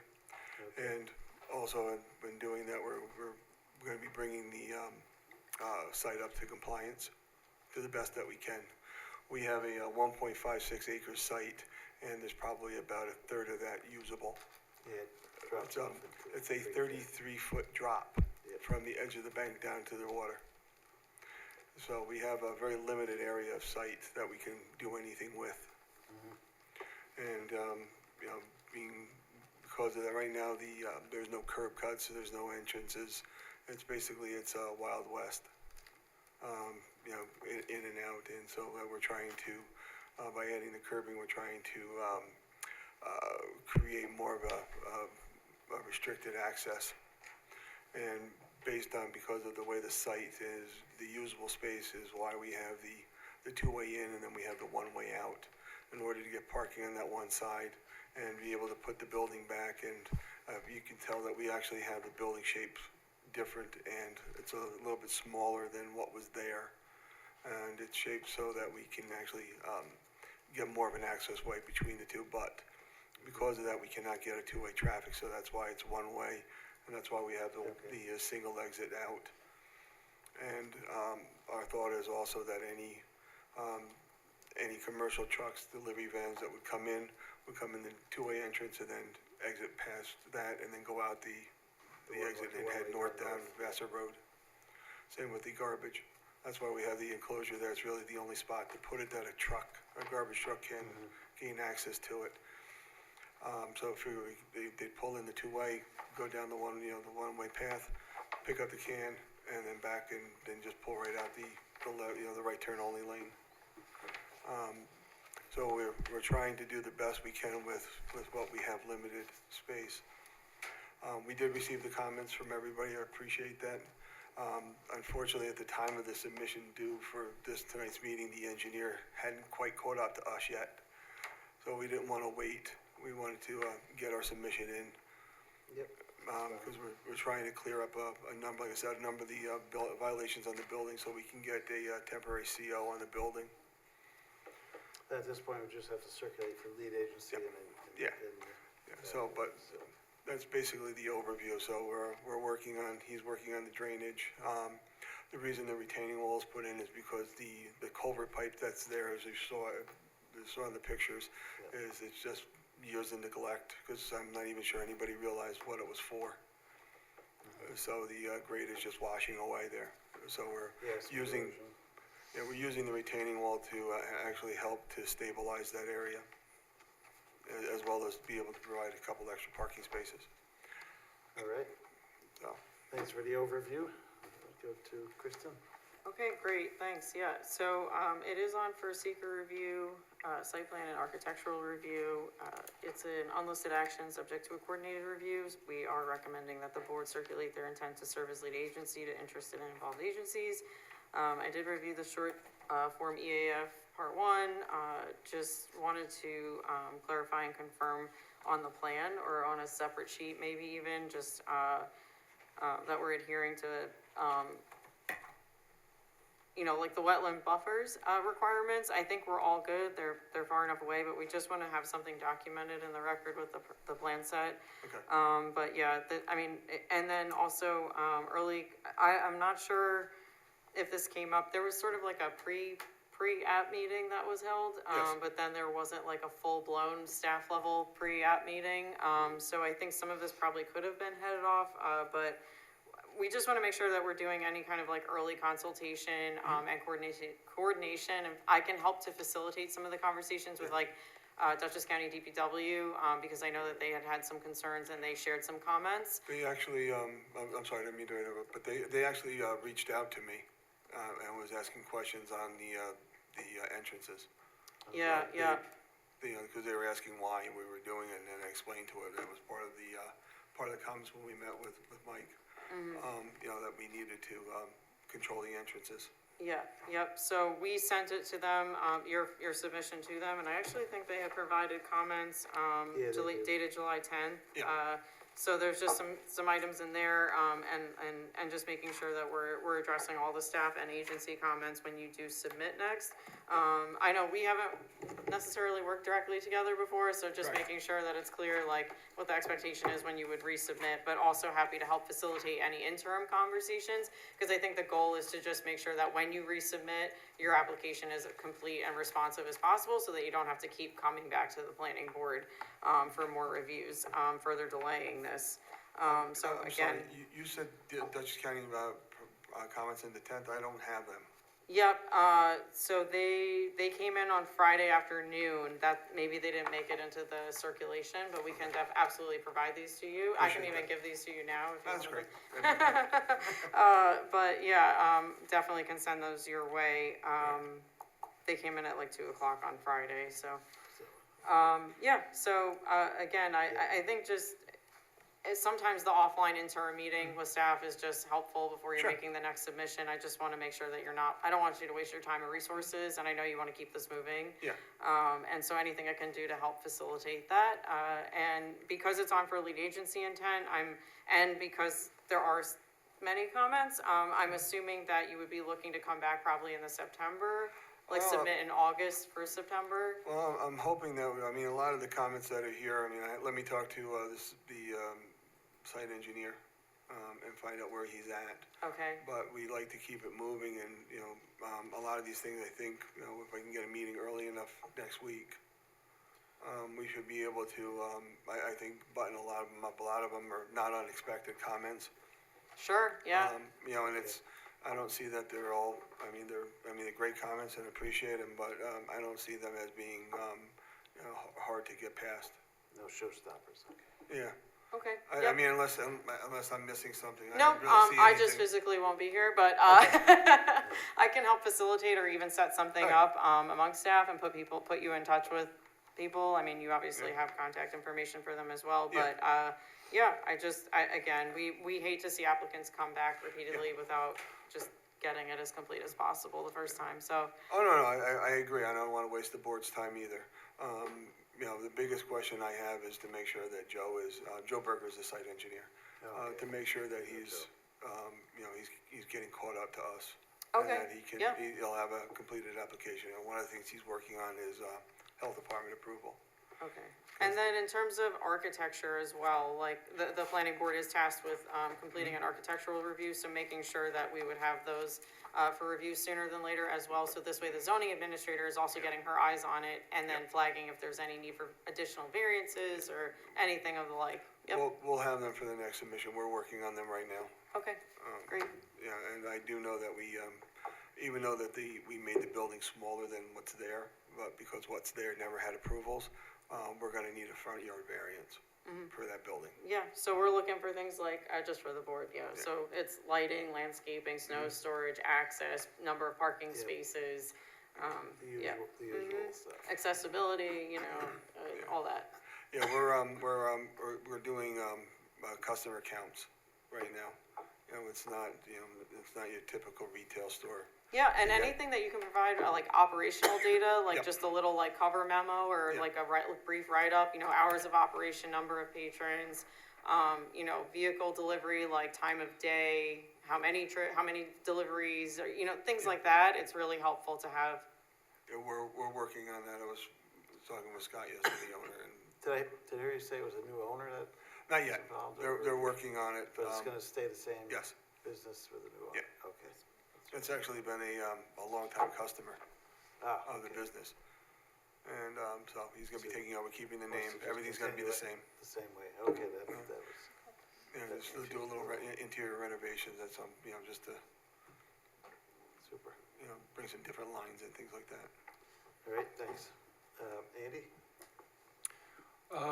Yeah, I would say, this is a very challenging site to deal with. I think that's an understatement.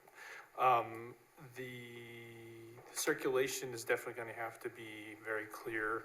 There's gonna need to be some signage, particularly, where the addition is, and you kind of have the access to the northern part of the site that's pretty narrow.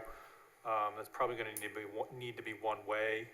Absolutely. So we'll have to make sure that that's clear to everybody. The ADA parking and the spaces up, you know, on the southern side of the site, right next to the building, have to think about that a little bit, because that could be a difficult space to get into. I am curious, the 18-inch drainage pipe, I assume that's coming from Vassar Road? Do we know the source, where that's coming from? We, the surveyor tried to locate it and he got so far and then he lost it. Okay. And- So, something we're gonna probably wanna try to find out, because if it's from Vassar, we may need to provide some easements, for the county, assuming it's the county, Drainage pipe from the- over Yeah, that pipe. currently, we found no easements when he was doing his deed research. There was no easement for that pipe. Yeah. So we're not even sure who owns it. Yeah, exactly. So we need to Is it try still to, active even? It's active. Oh, it is, okay. Oh, yeah. try to sort that out. That's one reason why the bank is eroding, because it's active and nobody's maintained it. Yeah. You know, because the owner doesn't know if it's, you know, it has no reason, that side of, the part of the site's not developed, so there would be no reason for any of his runoff to be going to it. So, the best we can figure is it's gotta be coming off of Vassar Road. Yeah. And so, you know, we think it's a county pipe, part of the drainage discharge. But nobody's taking ownership of it. 18 inches is a decent-sized pipe. I would expect, it's likely that it's from the Vassar Road, but hopefully we can track that down. I won't belabor this any longer, but one of my comments was about the septic system. There's no sewer in this area, so the building must be on septic. Do we have a sense of where the septic is? Yeah. That's why we're redoing this, we're redesigning the septic. Oh, you're redesigning the septic. Okay, I didn't know that was part of this as well. Okay. Yeah, All right. I'm sorry, I thought I said it earlier. To the best of our knowledge, the seepage pits, we think they are under the building. Oh, boy, okay. I mean, if you. You said you're coming back next month? Well, we're hoping, well, look, we're hoping, I don't know if we're gonna work it. Like I said, Joe wasn't ready to submit for this meeting. Sure. But I'm hoping that he's a lot farther ahead. It might be worth it to have us all sit together, Joe, yourself, Yeah. engineering, and some other staff, so we can talk through some of this, and Dutchess County DPW, and we can definitely help bring that all together if that would be helpful. DPW It might not be next week, but it could be the following week. DPW is questioning sightlines and maybe even a sidewalk and things like that, so there's a lot to talk about. Well, I mean, there's no other sidewalk on there, and, even the There's Gulf some Station. There's some spotty sidewalks along the road, so it's not right in that spot, but DPW's gotta get its act together, telling us what they want. Yeah, unfortunately, sir, I don't believe that there are, because I did, years and years ago, I did the expansion to, the Feeds Plus, and there's no sidewalk there. Well, I think there's just the point is that if there's an ability to, if we can solve a lot of these things offline, Yeah, I think absolutely. that would probably save Yeah. you and everybody some time. So, Yeah, absolutely, so you're, when you get back from vacation, I'd love to be able to set up an appointment. Yeah, if you wanna send me dates and times that work for you guys the week of the 27th, I will be more than happy to try and help get that. I may, Okay, forget it, now Andy's not available. Who else can we bring in? We'll make it work. And you have So the only meeting I may have just in the meantime, I'm gonna give Bruce a call tomorrow and try and set up, because that's, the building violations are separate from really what's going on here. Yeah. And try and clear those up till we can get they've been operating without a CO of any type, so, we need to get even a temporary CO, for them, on the building, so.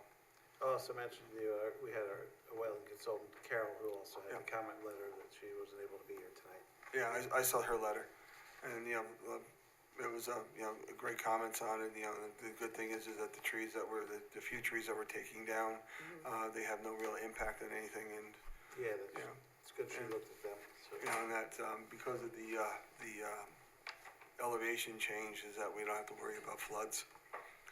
If our property floods from the Wappingers Creek, I think we're all in trouble. Yeah. good point. Good point. Immediately after last Saturday, I'm not sure, but. All right, let's go around the board for comments. Anything, Sid? No comments. Sharon? None. Rocco? Not at this time. No, not at this time. Yeah, nothing really. Go ahead. Okay. I move the planning board declare its intent to serve as lead agency to coordinate the environmental review of a proposed project as an unlisted action and authorize the planning department circulation of notice of said intent, copy of the EAF, and a copy of the applications to the identified interested and involved agencies. Second. Moved and seconded, all in favor? Aye. Opposed? Motion passes. I move the planning board defer further action on this application, direct the applicant to respond to comments in writing in the planning board and those received from town departments and agencies, included but not limited to the following 1 through 11. Second. Sorry, 1 through 16. Oh, sorry, yeah. I hate when that happens. I like the 1 through 11 better. Okay, second. Seconded again? Seconded again. All in favor? Aye. Opposed? Motion passes. All right, you're good to All right. go. Good Thank luck. you. Good luck. Thank It's you. a- Thank you. I'll send you a couple dates tomorrow. All right, I'm perfect. sure the building was there before zoning even, so. Yeah, it was actually.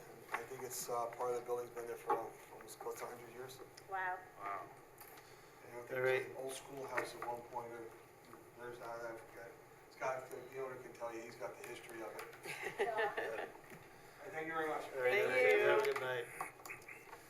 Come on down, Arlington Capital Investors. Last one. Hey, David.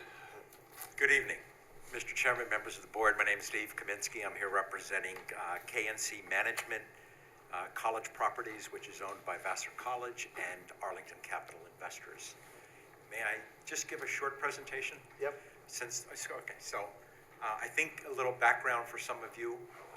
Some of you on this board and other members of the planning staff have been very helpful in attending several charrettes that we've had in taking a look at how we redevelop a portion of the Arlington business area. I started about 3 years ago with Vassar College as my partner on this project, acquiring parcels. We now own or control 15 different parcels. Tonight we're here to talk about 10 of them. The very last property that we put under contract was the property at 50 Raymond Avenue, and that's the property that has Gladmore Cleaners in it. I have tremendous experience cleaning up properties that have hazardous waste, and I've dealt with other dry cleaners before. So the very first thing I did was do a phase 1 and a partial phase 2 study. We immediately found that there was tremendous air vapor problems under the slab.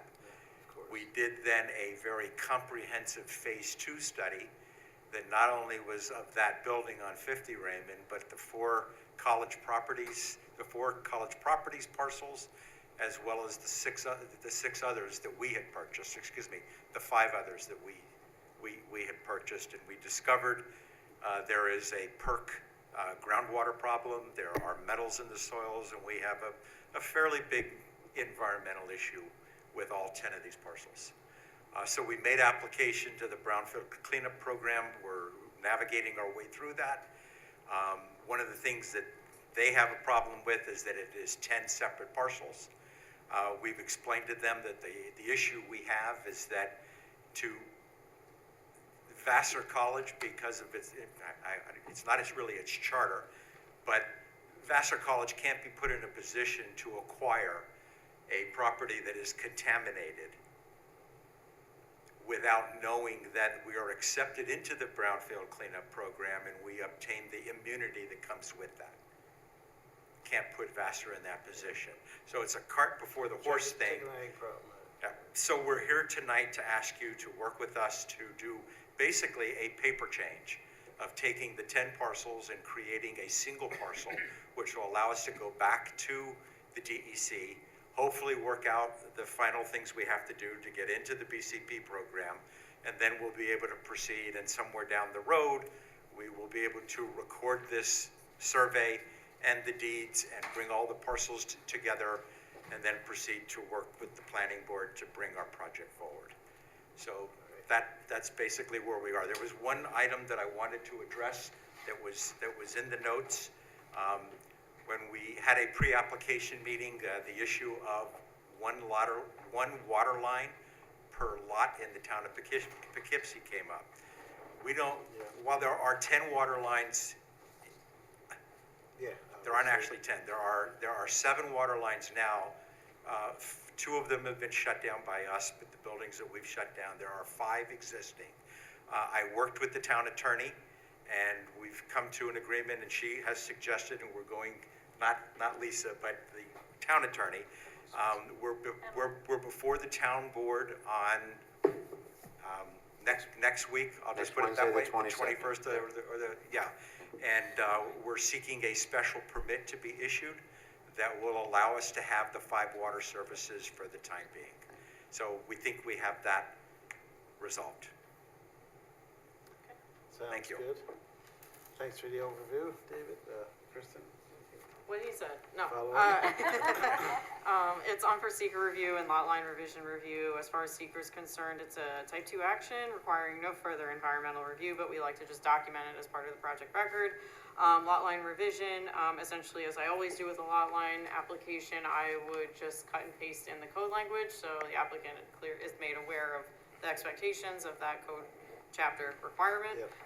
And then also just documenting the water description and procedure going forward, just because our water department was inundated, no pun intended, with storm recovery efforts. So right now, staff is recommending that the board would adopt the seeker resolution for acknowledging its type 2 action, and then also adopting a resolution to grant a conditional lot line revision approval with the specific request from the applicant for 180 days.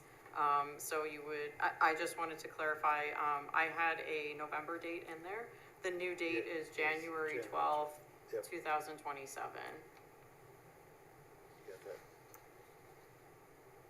Or if for some reason you felt like you did not want to move forward, there's a deferral resolution as well. We'll see what the board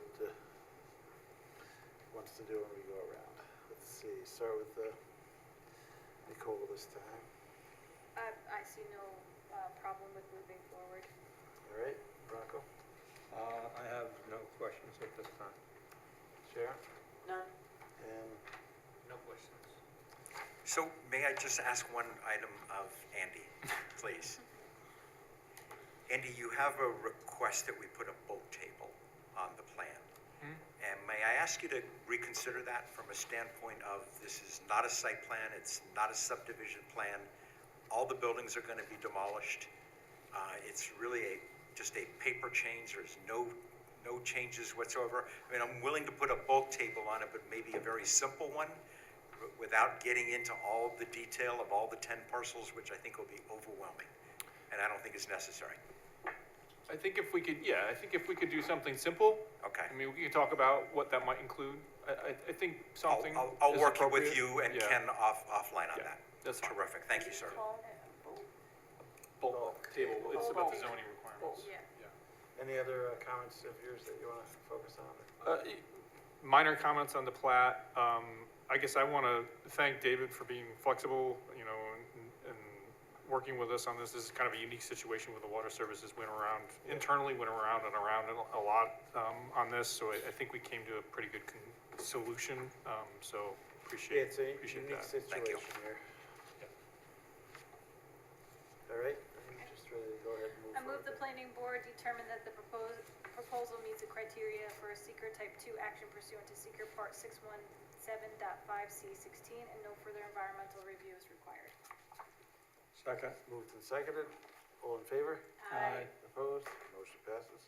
Move the planning board grant conditional lot line revision approval subject to the filing with the Dutchess County Clerk on or before Friday, January 12th, 2027. Well, I think it's a Tuesday, but I don't know, whatever. Oh, okay. That's fine. On or before January 12th, Tuesday, 2027, and subject to the following 1 through 8. Yeah, it's a You ready? Tuesday. Second. Second, Yeah, second. okay, we got a second. Moved and seconded to grant conditional, all in favor? Aye. Opposed? Motion passes. Wonderful. 5-0. Thank you very much, everyone. You're good to know, good to go. Have a great evening. What's left of it, have a good night yourself, thanks. Take care. Thanks. A couple more cleanup items we have. 2 Springside Avenue renovation is on for a time extension. So I move the planning board grant a 1-year time extension of 7 Springside Avenue renovation application, moving the current approval expiration date from July 17th, 2026 to July 17th, 2027. Second. Moved and seconded, all in favor? Aye. Opposed? Motion passes. We'll do the next one. 35 LaGrange Avenue, second story addition, Queen City Abstract Corp. I move the planning board grant 2 90-day time extensions for the 35 LaGrange Avenue application, moving the current approval expiration date from August 21st, 2026 forward to February 17th, 2027. Second. Moved and seconded, all in favor? Aye. Opposed? Motion passes. I move that we terminate tonight's meeting. Second. No doubt. All in favor?